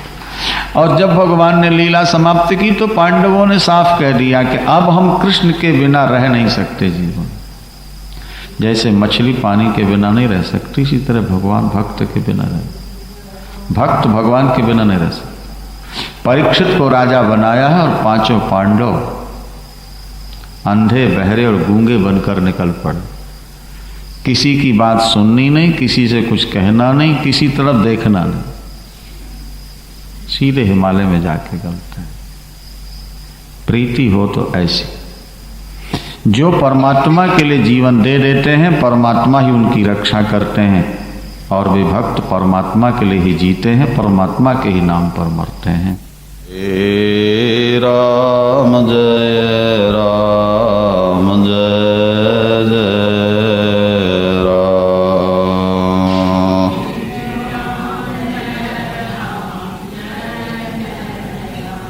धर्म की अधर्म का, प्राणियों में विश्व का, गोहत्या गौ माता की, हर हर महा। वृंदावन बिहारी लाल की। महाराजा परीक्षित पांडवों के स्वर्गारोहण के बाद महाराजा परीक्षित राज्य का संचालन करते हैं। ऋषियों महर्षियों के बताए मार्ग पर चलकर अपने धर्मानुसार राज्य की व्यवस्था कर रहे थे। उन्होंने 3 अश्वमेध यज्ञ भी किए गंगा तट पर, जहां देवताओं ने प्रत्यक्ष प्रकट होकर के अपना भाग स्वीकार किया। महाराज परीक्षित धर्म की मर्यादा में स्थित थे। जब तक महाराज परीक्षित का शासन रहा, कलयुग के पैर जम नहीं पाए। धर्म चारों चरण से संपन्न था।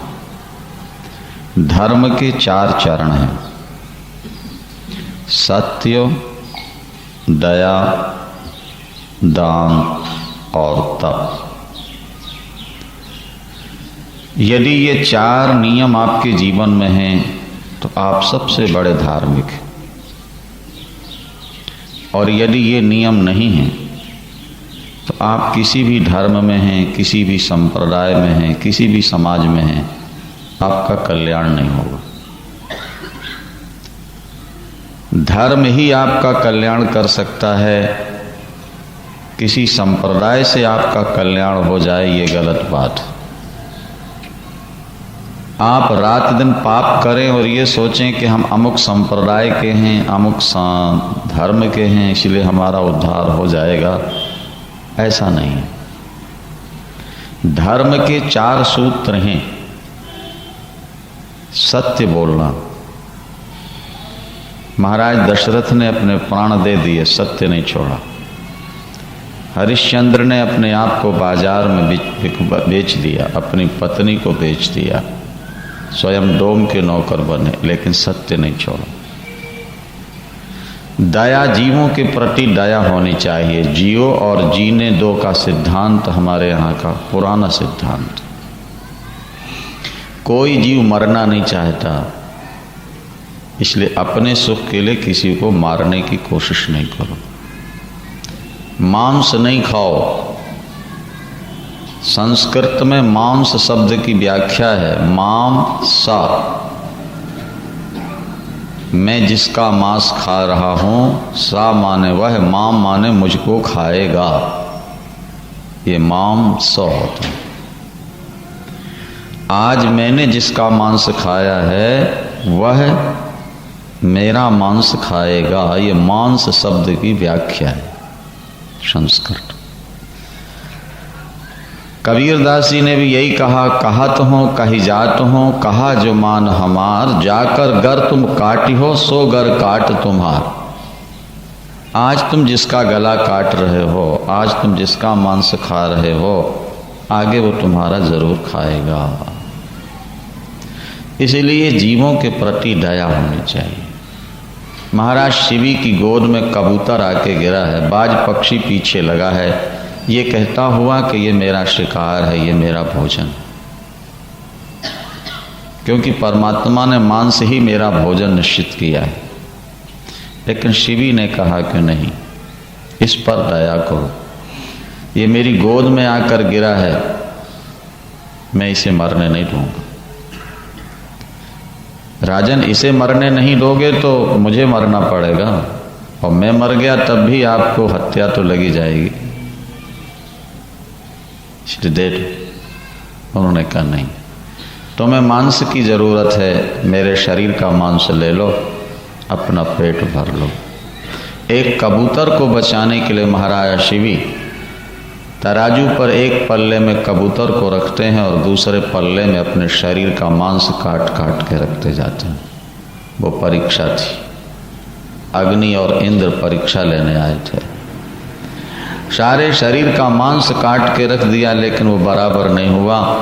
अंत में एक पैर काट के रख दिया, फिर भी बराबर नहीं हुआ। दूसरा पैर काट दिया, एक हाथ काट दिया, तराजू पर रखते गए, लेकिन बराबर नहीं हुआ। अपना सिर ही काट के जब शरीर चढ़ाने के लिए तैयार हुए तो भगवान प्रकट हो जाते हैं। उन्होंने कहा बस करो राजन, बस करो, तुम्हारी दया हमने देख ली। 48 दिन के भूखे राजा रंती देव ने एक भूखे ब्राह्मण को, एक शूद्र को, एक चांडाल को भोजन दिया। अपनी थाली जो सामने आई वो सरका। दूसरों पर दया करना, इससे बड़ा कोई धर्म नहीं। सत्य बोलना, हाँ किसी के प्राण संकट में आ गए हैं, कोई निरपराधी मारा जा रहा है, अथवा तुम्हारा सब कुछ छिन रहा है, वहाँ झूठ बोल दो तो पाप नहीं लगे। लेकिन जरा जरा सी बात में झूठ बोलते रहना, शास्त्र कहते हैं इससे बड़ा कोई पाप है ही नहीं। क्या? नहीं असत्य समपातक पुंजा,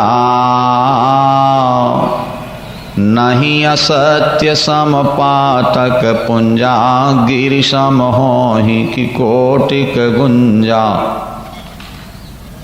शास्त्र कहते हैं झूठ बोलने से बड़ा कोई पाप है ही नहीं दुनिया। जैसे हाथी के पैर से बड़ा पैर किसी का होता ही नहीं, इसी तरह से झूठ से बड़ा कोई पाप है। सारे पाप झूठ के अंदर ही समा जाते हैं। जो व्यक्ति सत्य बोलने लगेगा वो पाप से बच जाए, क्योंकि पाप करेगा, बताएगा, अब कीर्ति होगी संसार में, उसके लिए सदगति गुजारा ही नहीं। तो सत्य बोलने से अपने आप पापों से व्यक्ति बच जाता है। सत्य, दूसरा दया, और तीसरा है दान। आप जो कमाते हैं उसमें कुछ ना कुछ कचरा मिला होता है, पाप मिला होता है। कमाई में कुछ ना कुछ पाप जरूर है। जैसे हम कहा करते हैं कि भाई ये डीजल या ये पेट्रोल जो निकलता है, ये जैसा निकलता है वैसे ही नहीं गाड़ी में डाला जा सकता जब तक उसे फिल्टर न किया जाए, उसका शोधन न किया जाए। तेल भी तिल से, अलसी से, बिनौले से निकलता है, उसको भी फिल्टर करते हैं, रिफाइन, तब वो शुद्ध होता है। आपने धन कमाया है, कमाई में पाप हुआ है, जब तक कुछ हिस्सा दान नहीं करोगे तब तक वो फिल्टर, रिफाइन नहीं हुआ। वो धन आपकी बुद्धि का नाश कर देगा, आपके बच्चों की बुद्धि खराब कर देगा। वो परिवार के सदस्यों को सोरा सुंदरी में लगा देगा अगर आप दान नहीं करोगे तो। कहीं हम सुना रहे थे कि पैसे में गर्मी बहुत होती है, वो जेब में रुकता नहीं। नोट आए तो वो निकलना चाहता है, चाहे भोगों में के लिए निकाल दो और चाहे धर्म के लिए निकाल दो। ज्यादा नोट आए और जीवन में व्यसन आए, ये समझ रहे हैं। यद्यपि गरीबी हमको बड़ी दुखद मालूम पड़ती है, लेकिन गरीबी में बहुत से दोषों से व्यक्ति बच जाता है। गलत काम करने की इच्छा होते हुए भी धन के अभाव में कर नहीं पाता। ज़्यादा संपत्ति है, किसी भी होटल में चले जाओ, 5 स्टार में, अशोका में, विदेशों में, और सुरा सुंदरी का वहाँ दौरा दौर है, जो चाहो सो गलत काम करते रहो, कौन देखने वाला है।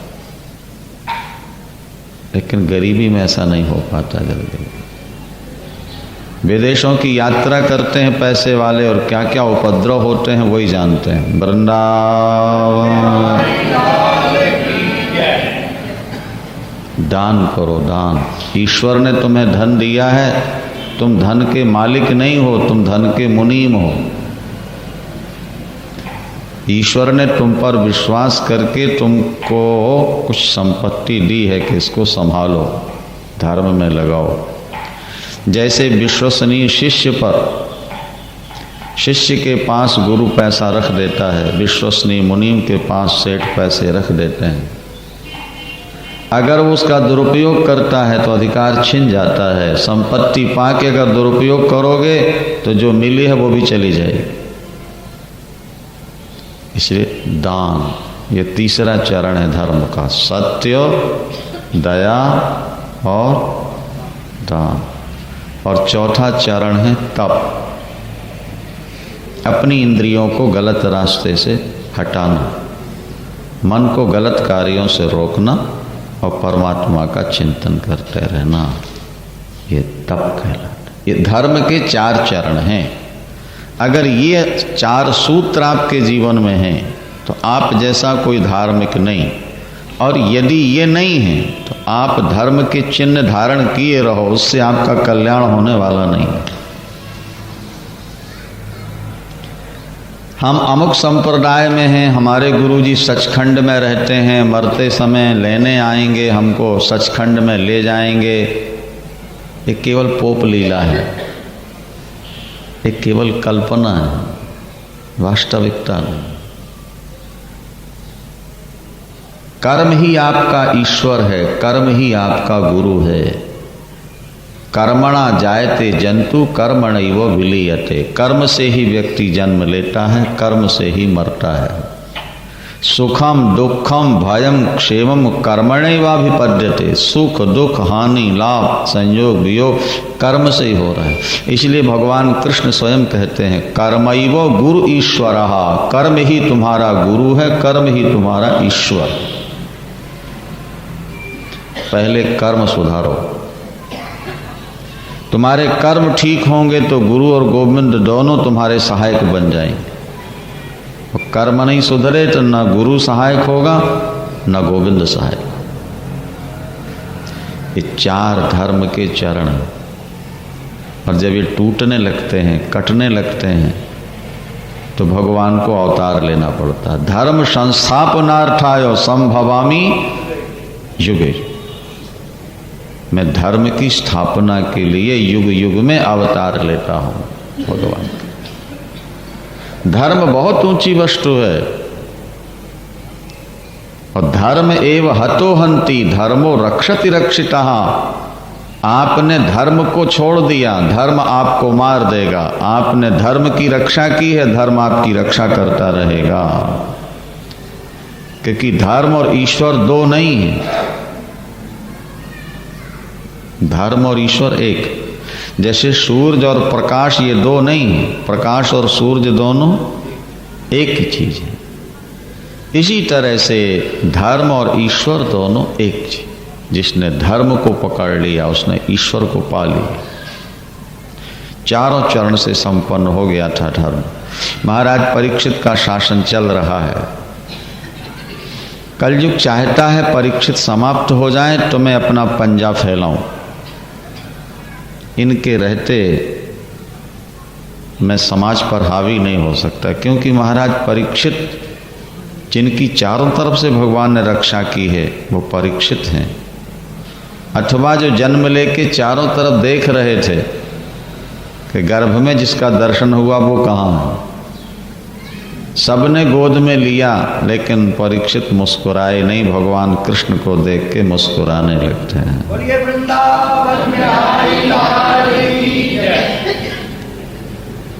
एक दिन महाराज दिग्विजय में निकले हैं, सभी राजाओं ने पराजय स्वीकार कर ली है। जहाँ तहाँ भगवान कृष्ण की लीलाओं का वर्णन हो रहा था। सुन सुन करके महाराज परीक्षित बड़े प्रसन्न हो रहे थे। जहाँ जाएं वहीं पांडवों की और भगवान कृष्ण की गाथा सुनने को मिलती है। वापिस आए हैं, देखा कि एक बैल एक पैर से खड़ा है और एक गाय जिसकी आंखों में आंसू हैं, दुबली पतली है, रो रही है। एक पैर वाला बैल गाय से पूछता है, माँ तुम क्यों रो रही हो? मेरे कटे हुए पैर देखकर तुमको पीड़ा हो रही है क्या? तुम्हारा कोई बंधु तुमसे बिछुड़ गया इसलिए रो रही हो? अथवा आगे चलकर समय पर वर्षा नहीं होगी, पुत्र माता पिता की सेवा नहीं करेंगे, राजनीति नीचों के पास चली जाएगी, व्यक्ति अर्थ और काम का दास बन जाएगा, कमाना और खाना यही सिद्धांत रह जाएगा। इन सब कारणों से रो रही हो? अथवा भगवान ने अपनी लीला समाप्त कर दी इसलिए रो रही हो? पृथ्वी, वो गाय पृथ्वी थी और वो बैल एक पैर से खड़ा धर्म था। कलयुग में धर्म का एक ही चरण बचा है, दान। क्या? प्रगट चारि पद धर्म के कलिमह एक प्रधान, जेन कीन विधि दीने दान करे कल्याण। न कलयुग में तप रह गया है, न दया रह गई और न सत्य रह गया। थोड़ा बहुत दान करने की अभी पद्धति चली आ रही है, लोग थोड़ा बहुत दान कर देते हैं। कलयुग में कैसे भी दान किया जाए वो कल्याण करता है। पृथ्वी ने कहा कि प्रभु ने अपनी लीला समाप्त कर दी, उनका वियोग सहन नहीं हो रहा इसलिए मैं रो रही हूँ। थोड़ा आगे बढ़े तो देखा एक राजा के वेश में कोई व्यक्ति गाय बैल को लातों से मार रहा है। हमारे सनातन धर्म में बैल धर्म का रूप है और गाय माता का स्वरूप मानी जाती है। इनको लात मारना बड़ा पाप है। महाराज परीक्षित रथ से कूद पड़े, धनुष पर बाण रख लिया। बैल से पूछा तुम्हें ये क्यों कष्ट दे रहा है, क्यों मार रहा है? वो धर्म था। उसने कहा कि कष्ट क्यों होता है इसके बारे में शास्त्रों में मतांतर है, मतभेद है। कोई शास्त्र कहते हैं ईश्वर की ओर से दुख आता है, तो कोई कहते हैं काल दुख देता है, तो कोई कहते हैं अपने कर्म ही दुख देते हैं, कोई कहता है मन ही दुख सुख का हेतु है। मैं किसको बताऊं मुझे कौन कष्ट दे रहा है? समझ गए परीक्षित के ये धर्म है साक्षात। धर्म किसी को दोषी नहीं मानता। उस राजा से पूछा तुम कौन हो, बताओ नहीं तो मार डालेंगे तुमको। वो चरणों में गिर पड़ा, मैं कलयुग हूँ और मेरे युग में यही होगा जो मैं कर रहा हूँ। परीक्षित ने कहा तुम हमारे राज्य से निकल जाओ अन्यथा मार डालेंगे तुमको। चरणों में गिर पड़ा। जो पैरों में गिर जाए, शरण मांगता हो, प्राणों की भिक्षा मांगता हो, उसको मारना पाप। परीक्षित ने कहा अच्छा तुमको मारेंगे नहीं, लेकिन तुम चले जाओ। कहाँ जाऊं? सारे संसार में आपका शासन है। उन दिनों परीक्षित का सारी दुनिया में शासन। मुझे रहने के लिए कोई स्थान दे दीजिए, मैं वहीं रह जाऊंगा। महाराज परीक्षित ने 4 स्थान दिए कलयुग को: जुआ, शराब, चरित्रहीन स्त्री और हिंसा। पुनः मांगने पर अन्याय से कमाए हुए सुवर्ण में भी कलयुग का निवास रहेगा। ये 5 स्थान कलयुग को दिए। यदि इन 5 दोषों से आप बच जाएं तो कलयुग आपको छुएगा भी नहीं, और कलयुग जब तक छुएगा नहीं तब तक बुद्धि भ्रष्ट नहीं होगी। ये ध्यान रखें। बुद्धि में नास्तिकता तभी आती है जब कलयुग सवार हो जाता, हावी हो जाता। वृंदावन महाराज परीक्षित ने उसे वरदान दिया, स्थान दिया और स्वयं उसके जाल में फंस गए। जरासंध को भीमसेन ने जब मारा था, वहां से एक सुंदर मुकुट ले आए थे भीमसेन। वो पाप की कमाई का था। आज उसी को सिर पर धारण करके शिकार खेलने चल पड़े। महाराज परीक्षित पर कलयुग हावी हो गया। शिकार में भी अनावश्यक जीवों को मारा गया, मुकुट सिर पर था ही। बस महाराज कलयुग ने बुद्धि भ्रष्ट कर दी। प्यास लगी, एक महात्मा के यहाँ पहुंचे, शमीक ऋषि के यहाँ। शमीक ऋषि ध्यानस्थ थे, ध्यान की गहराई में वो जा चुके थे। स्थानात् त्रयात् परम प्राप्तम ब्रह्म भूतम अविक्रियम। 3 अवस्थाएं होती हैं व्यक्ति की: जागृत, स्वप्न और सुषुप्ति। एक चौथा कमरा ही बाबू, जिसका ताला अभी तक खुला ही नहीं। व्यक्ति की जिंदगी में 4 कमरे होते हैं, लेकिन ये 3 कमरों में ही रहता है। चौथे का ताला ये खोले नहीं पाया अभी तक। और चौथे कमरे में ही हीरे मोती भरे पड़े हैं। एक ऐसा लंबा शेड है इसका, रेलगाड़ी के डिब्बों की तरह।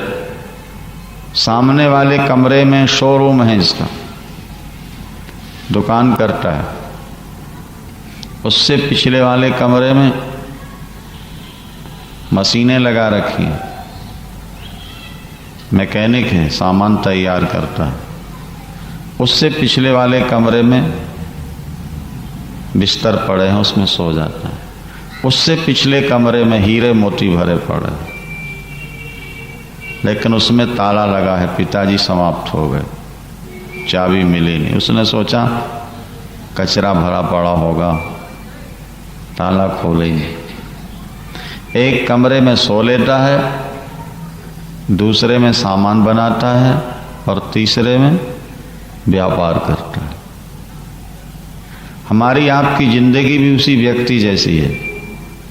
हम जाग के व्यापार करते हैं, स्वप्न में नए नए दृश्य बना के देखते हैं और सुषुप्ति के कमरे में सब कुछ भूल कर सो जाते हैं।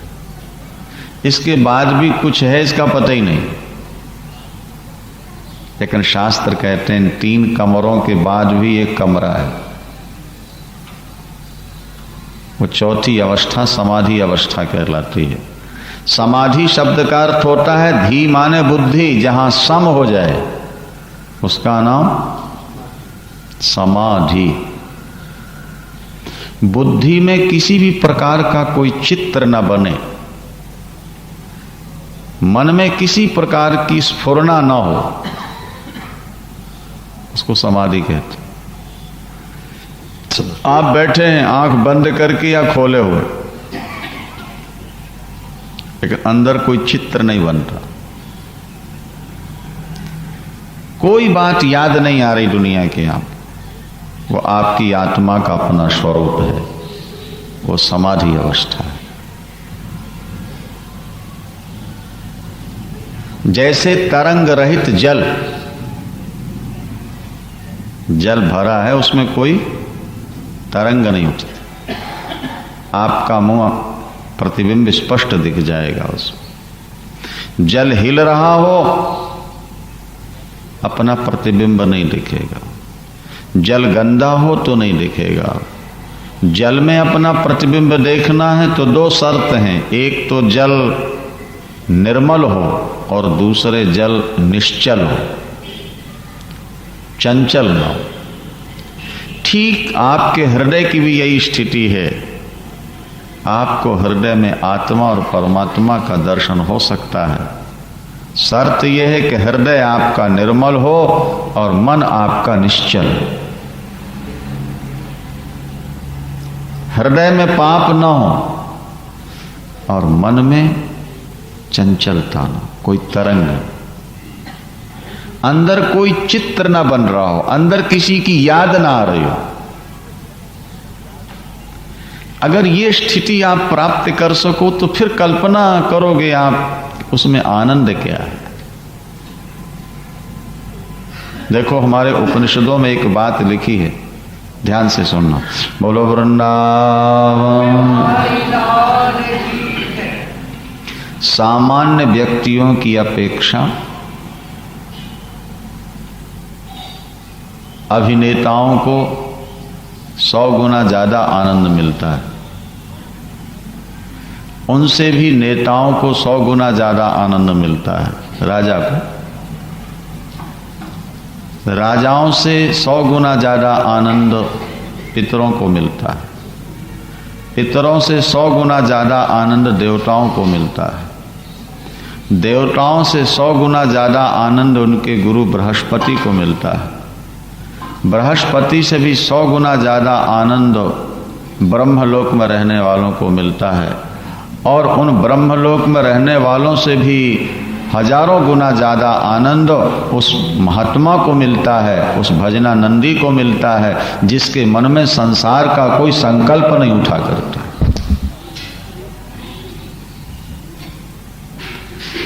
ब्रह्मा के ब्रह्मलोक में पहुंच जाने के बाद भी वो आनंद नहीं है जो आनंद आपको यहीं मिल सकता है, इसी जन्म में मिल सकता है, पर उसके लिए थोड़ा खोज करनी पड़ेगी। किसी जानकार गुरु की शरण लेकर के वैराग्यवान बन करके उस स्थिति को प्राप्त करना, जहां हम जगत से शून्य हो जाते हैं, जहां फिर कानों में कोई शब्द सुनाई नहीं पड़ता, जहां मन में कोई संकल्प नहीं उठता, जहां बुद्धि में संसार का कोई चित्र नहीं बनता, वो ब्राह्मी स्थिति है, वो तुम्हारा और परमात्मा का स्वरूप है। और ये असंभव नहीं है, कठिन जरूर है लेकिन असंभव नहीं। मन को बस में करो, तो अर्जुन ने कहा प्रभु मन तो बस में हो ही नहीं सकता, घोषणा कर दी अर्जुन। चंचलम ही मनः कृष्णो प्रमाथि बलवद दृढ़म तस्याहम निग्रहम मन्ने वायुरीषु दुष्करम। गीता में अर्जुन ने साफ कह दिया मन बड़ा चंचल है, जैसे सारे ब्रह्मांड की वायु को पकड़ के रखना मुश्किल है, इसी तरह मन को बस में करना कठिन, असंभव, नामुमकिन। भगवान ने कहा पार्थ, मन को बस में करना कठिन तो जरूर है लेकिन मुश्किल नहीं, असंभव नहीं, नामुमकिन नहीं। मन बस में हो सकता है। तो अर्जुन ने कहा फिर हमें कोई उपाय बताइए कैसे बस में होगा। भगवान ने कहा सुनो, अभ्यासे न तु कौन्तेय वैराग्येण च गृह्यते। जब संसार से तुम्हारा मन वैराग्यवान हो जाए, मन में किसी वस्तु की इच्छा रह ही न जाए, और फिर मन को दुनिया से हटा के भगवान में लगा दिया जाए, शांत हो जाए। दो रास्ते हैं, दो सूत्र हैं ईश्वर मन को वश में करने के। पहला तो ये कि संसार से वैराग्य हो जाए। और कैसा वैराग्य? आंखों से देखे हुए पदार्थों से और कानों से सुने हुए पदार्थों से, स्वर्ग से भी वैराग्य हो जाए। अब फिर मन को खींच के ईश्वर में, अपनी आत्मा में लगाओ। ये दो उपाय करते रहो, मन धीरे धीरे धीरे बिल्कुल शांत। और जैसे तरंग रहित निर्मल जल में आपका प्रतिबिंब स्पष्ट दिखता है, इसी तरह निर्मल निश्चल मन में परमात्मा का स्पष्ट दर्शन। कोशिश करो। शमीक ऋषि ध्यान में है, समाधि में है। महाराज परीक्षित ने आकर के आवाज लगाई है, मैं इस देश का सम्राट हूं महाराज, आपके आश्रम में आया हूं, मुझे प्यास लगी है। लेकिन महाराज को सुनाई नहीं पड़ा। कान है लेकिन सुनाई नहीं पड़ता। भाई हमने तो ये पढ़ा था कहीं कि महावीर स्वामी जो जैन धर्म के अंतिम तीर्थंकर हुए, वो ध्यान में बैठे थे और बच्चों ने उनके कान में आके कहा बाबा रोटी खा लो। चरवाहे थे, बछड़े गाय चराने गए थे बच्चे, वो हिले डुले भी नहीं तो किसी बच्चे ने कान में सलाई डाली एक तरफ से और दूसरे तरफ से निकाल दी। लेकिन महावीर स्वामी जरा हिले भी नहीं, पता ही नहीं लगा। इंद्र ने आकर के फिर उनके कान ठीक किए। ऐसा उनके चरित्र में अभिप्राय कहने का यह है कि ध्यान की गहराई में जब आप पहुंच जाओगे, उस समय आप शून्य हो जाओ। जगत का चित्र आपके मन में न बने, कोई फुरना न फुरे, वो स्थिति बनाने की कोशिश करनी, और वो बिना अभ्यास और वैराग्य के संभव नहीं है। क्या भाई, डॉक्टर बनना है तो पहले आपको कम से कम मैट्रिक तो करनी पड़ेगी, पीएमटी तो पास करनी पड़ेगी, फिर आप कॉलेज में जाओगे, फिर डॉक्टर बनोगे। बिना मैट्रिक के आपको पीएमटी की परीक्षा बैठने को मिल जाएगा? पीएमटी किए बिना आप कॉलेज में पहुंच जाओगे? महाराज मन शांत हो जाए, कोई जुक्ति बता दो। अरे बाबा जुक्तियां तो बहुत हैं, करने वाले तो बनो, खाली सुन लेने से थोड़ा मन बस में हो। संसार से वैराग्यवान हो जाओ, संसार के विषय विषतुल्य भाषने लगे, फिर देखो तुम्हारी क्या स्थिति बनती है। शमीक ऋषि को पता लगा नहीं और महाराज के मन में संशय हो गया कि बाबा पाखंडी है, मुझ पर प्रभाव जमाने के लिए ये आंख मूंदे बैठा होगा। क्योंकि कलयुग सिर पर सवार था ना। संशय तभी होगा जब कलयुग आप पर हावी होगा। ये ध्यान दो। मरा हुआ सर्प गले में डाल दिया, बनावटी समाधि होगी, चौंक जाएंगे, लेकिन वहां कोई पता नहीं लगा।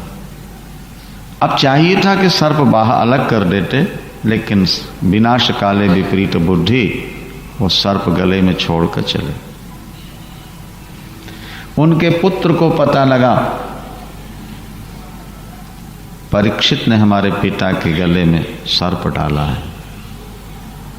अरे क्षत्रियो, तुम ब्राह्मणों की परीक्षा लेते हो, ब्राह्मणों के तप के सहारे तुम राज्य की रक्षा कर पाते हो और ब्राह्मणों की परीक्षा लेते हो। लो ब्राह्मणों का तेज देख लो, तो मैं तुम्हें श्राप देता हूं, तुमने मरा सर्प गले में डाला है, आज के 7वें दिन तुमको सर्प डसेगा और दुनिया की कोई ताकत बचा नहीं सकेगी तुम।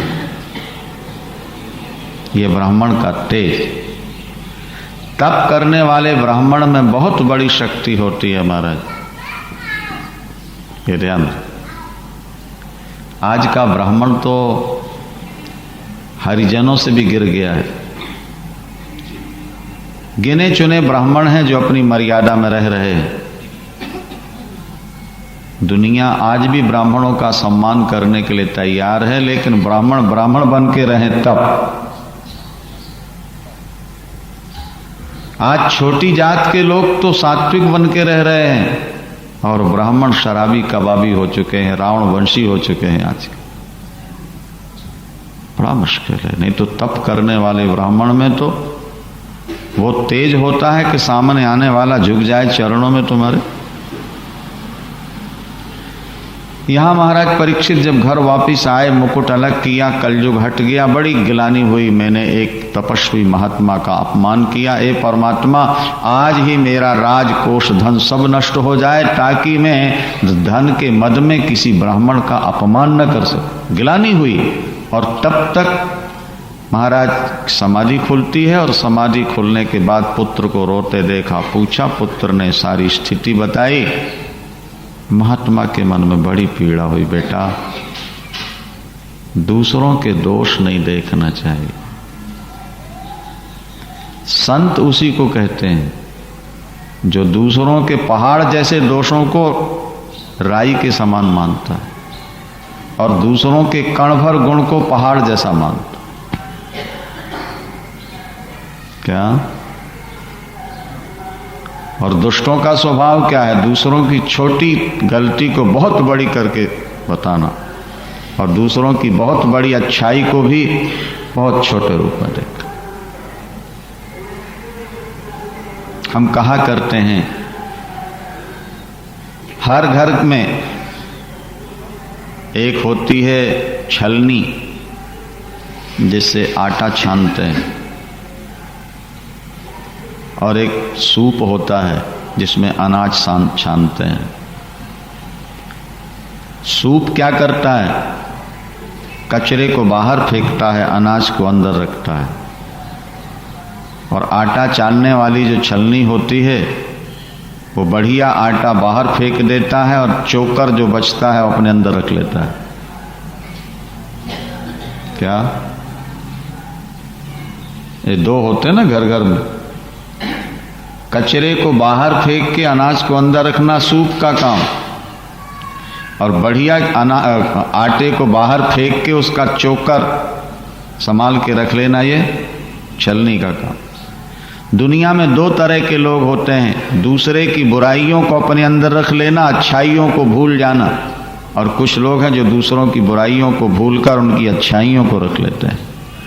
जो दूसरों की बुराइयों को भूलकर अच्छाइयों का ध्यान रखते हैं वो आगे बढ़ जाते हैं, और जो दूसरे की गंदगी अपने अंदर रखते हैं वो कचरा घर बन जाते हैं।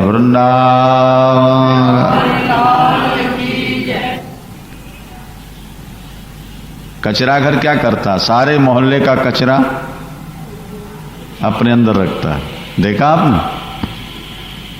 घर घर का कचरा घर से साफ करो और कचरा घर में डाल लो।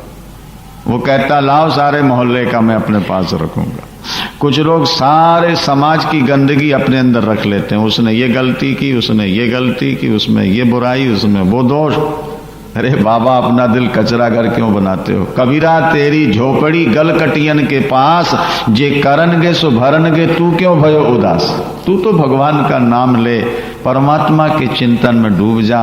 दुनिया की बुराइयों से तुझे क्या लेना? देखो, वो महात्मा थे, और कोई सामान्य व्यक्ति होता तो कहता बेटा तुमने बहुत अच्छा किया, ऐसे नालायक राजा को तो दंड देना ही चाहिए जो तप करने वाले महात्मा के गले में सांप लपेटता है। लेकिन उन महात्मा ने ऐसा नहीं कहा, बल्कि ये कहा बेटा तुमसे बहुत बड़ी गलती हुई है। परीक्षित जैसे राजा के राज्य में ही तो हम लोग निश्चिंत होकर भजन कर रहे थे। ऐसा पुण्यात्मा राजा आगे कहां मिलेगा?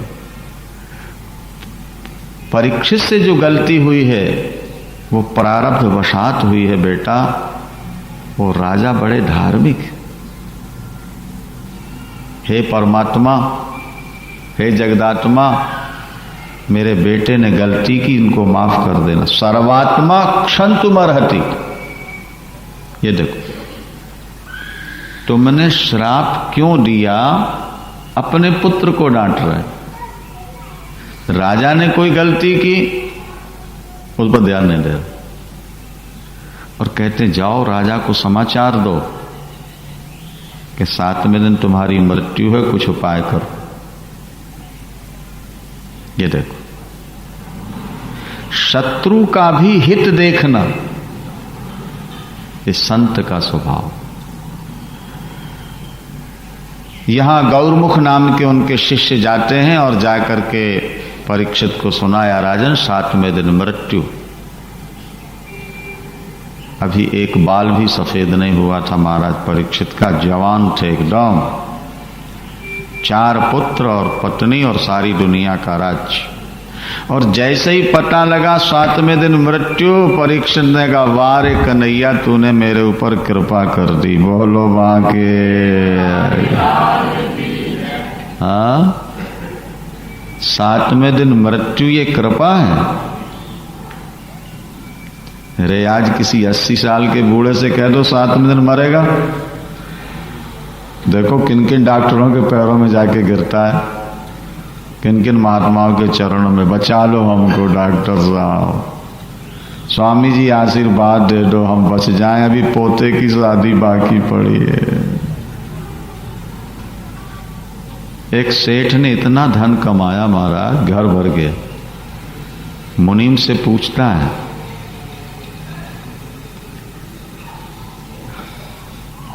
अपने पास कितना धन है, कितने दिन तक लोग बैठ के खा सकते हैं? मुनीम ने हिसाब लगा के बताया कि 9 पीढ़ियां अगर बैठे बैठे खाएं तब जाके आपका धन खत्म हो सकता है, कमाए ना केवल बैठे। तो सेठ रोने लगा, बोले 10वीं पीढ़ी पर भूखी मर जाएगी। लो बताओ, 10वीं पीढ़ी की चिंता, भूखी मर जाएगी, और खुद मर के नरक जाए उसकी चिंता नहीं। बूढ़ा हो गया, सिर कांपने लगा, हाथ पैर कांपने लगे, लेकिन काम नहीं छोड़ता, भजन में अभी भी काम में लगा हुआ है। अरे बाबा, दुनिया के लिए बहुत कुछ कर लिया तुमने, अब थोड़ा आगे के लिए भी तो कुछ बैलेंस तैयार करो। अभी जो कमाया है केवल इसी जिंदगी के लिए है, आने वाली जिंदगी के लिए भी इकट्ठा कर लो। मृत्यु से डरो नहीं, मृत्यु निश्चित है, और जब लिखी है, जहां लिखी है, जैसे लिखी वैसे ही होने वाली है। क्या? मृत्युर्जन्म बताम वीरो देहे न सह जायते। भागवत में लिखा है, व्यक्ति की मौत उसके शरीर के साथ ही पैदा होती है।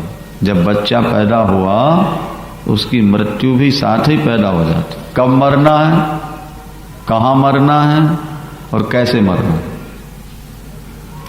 उसमें उलटफेर नहीं होगा। ज्यादा घर में छुपने की कोशिश मत किया करो। मौत को आना है तो घर में भी आ जाएगी,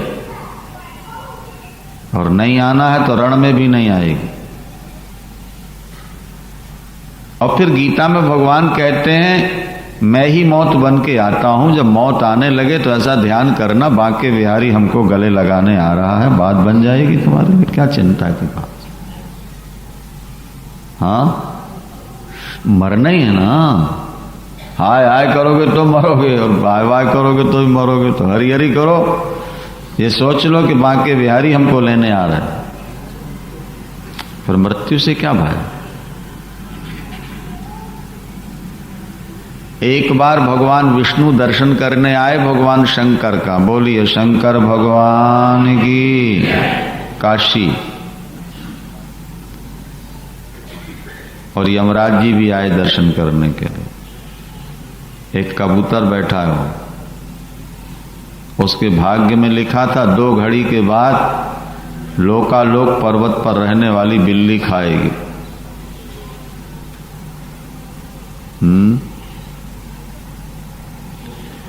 लोकालोक पर्वत लाखों मील है, 2 घड़ी में ना तो बिल्ली यहां आ सकती है ना कबूतर जा सकता है, पर लिखा है जरूर होगा।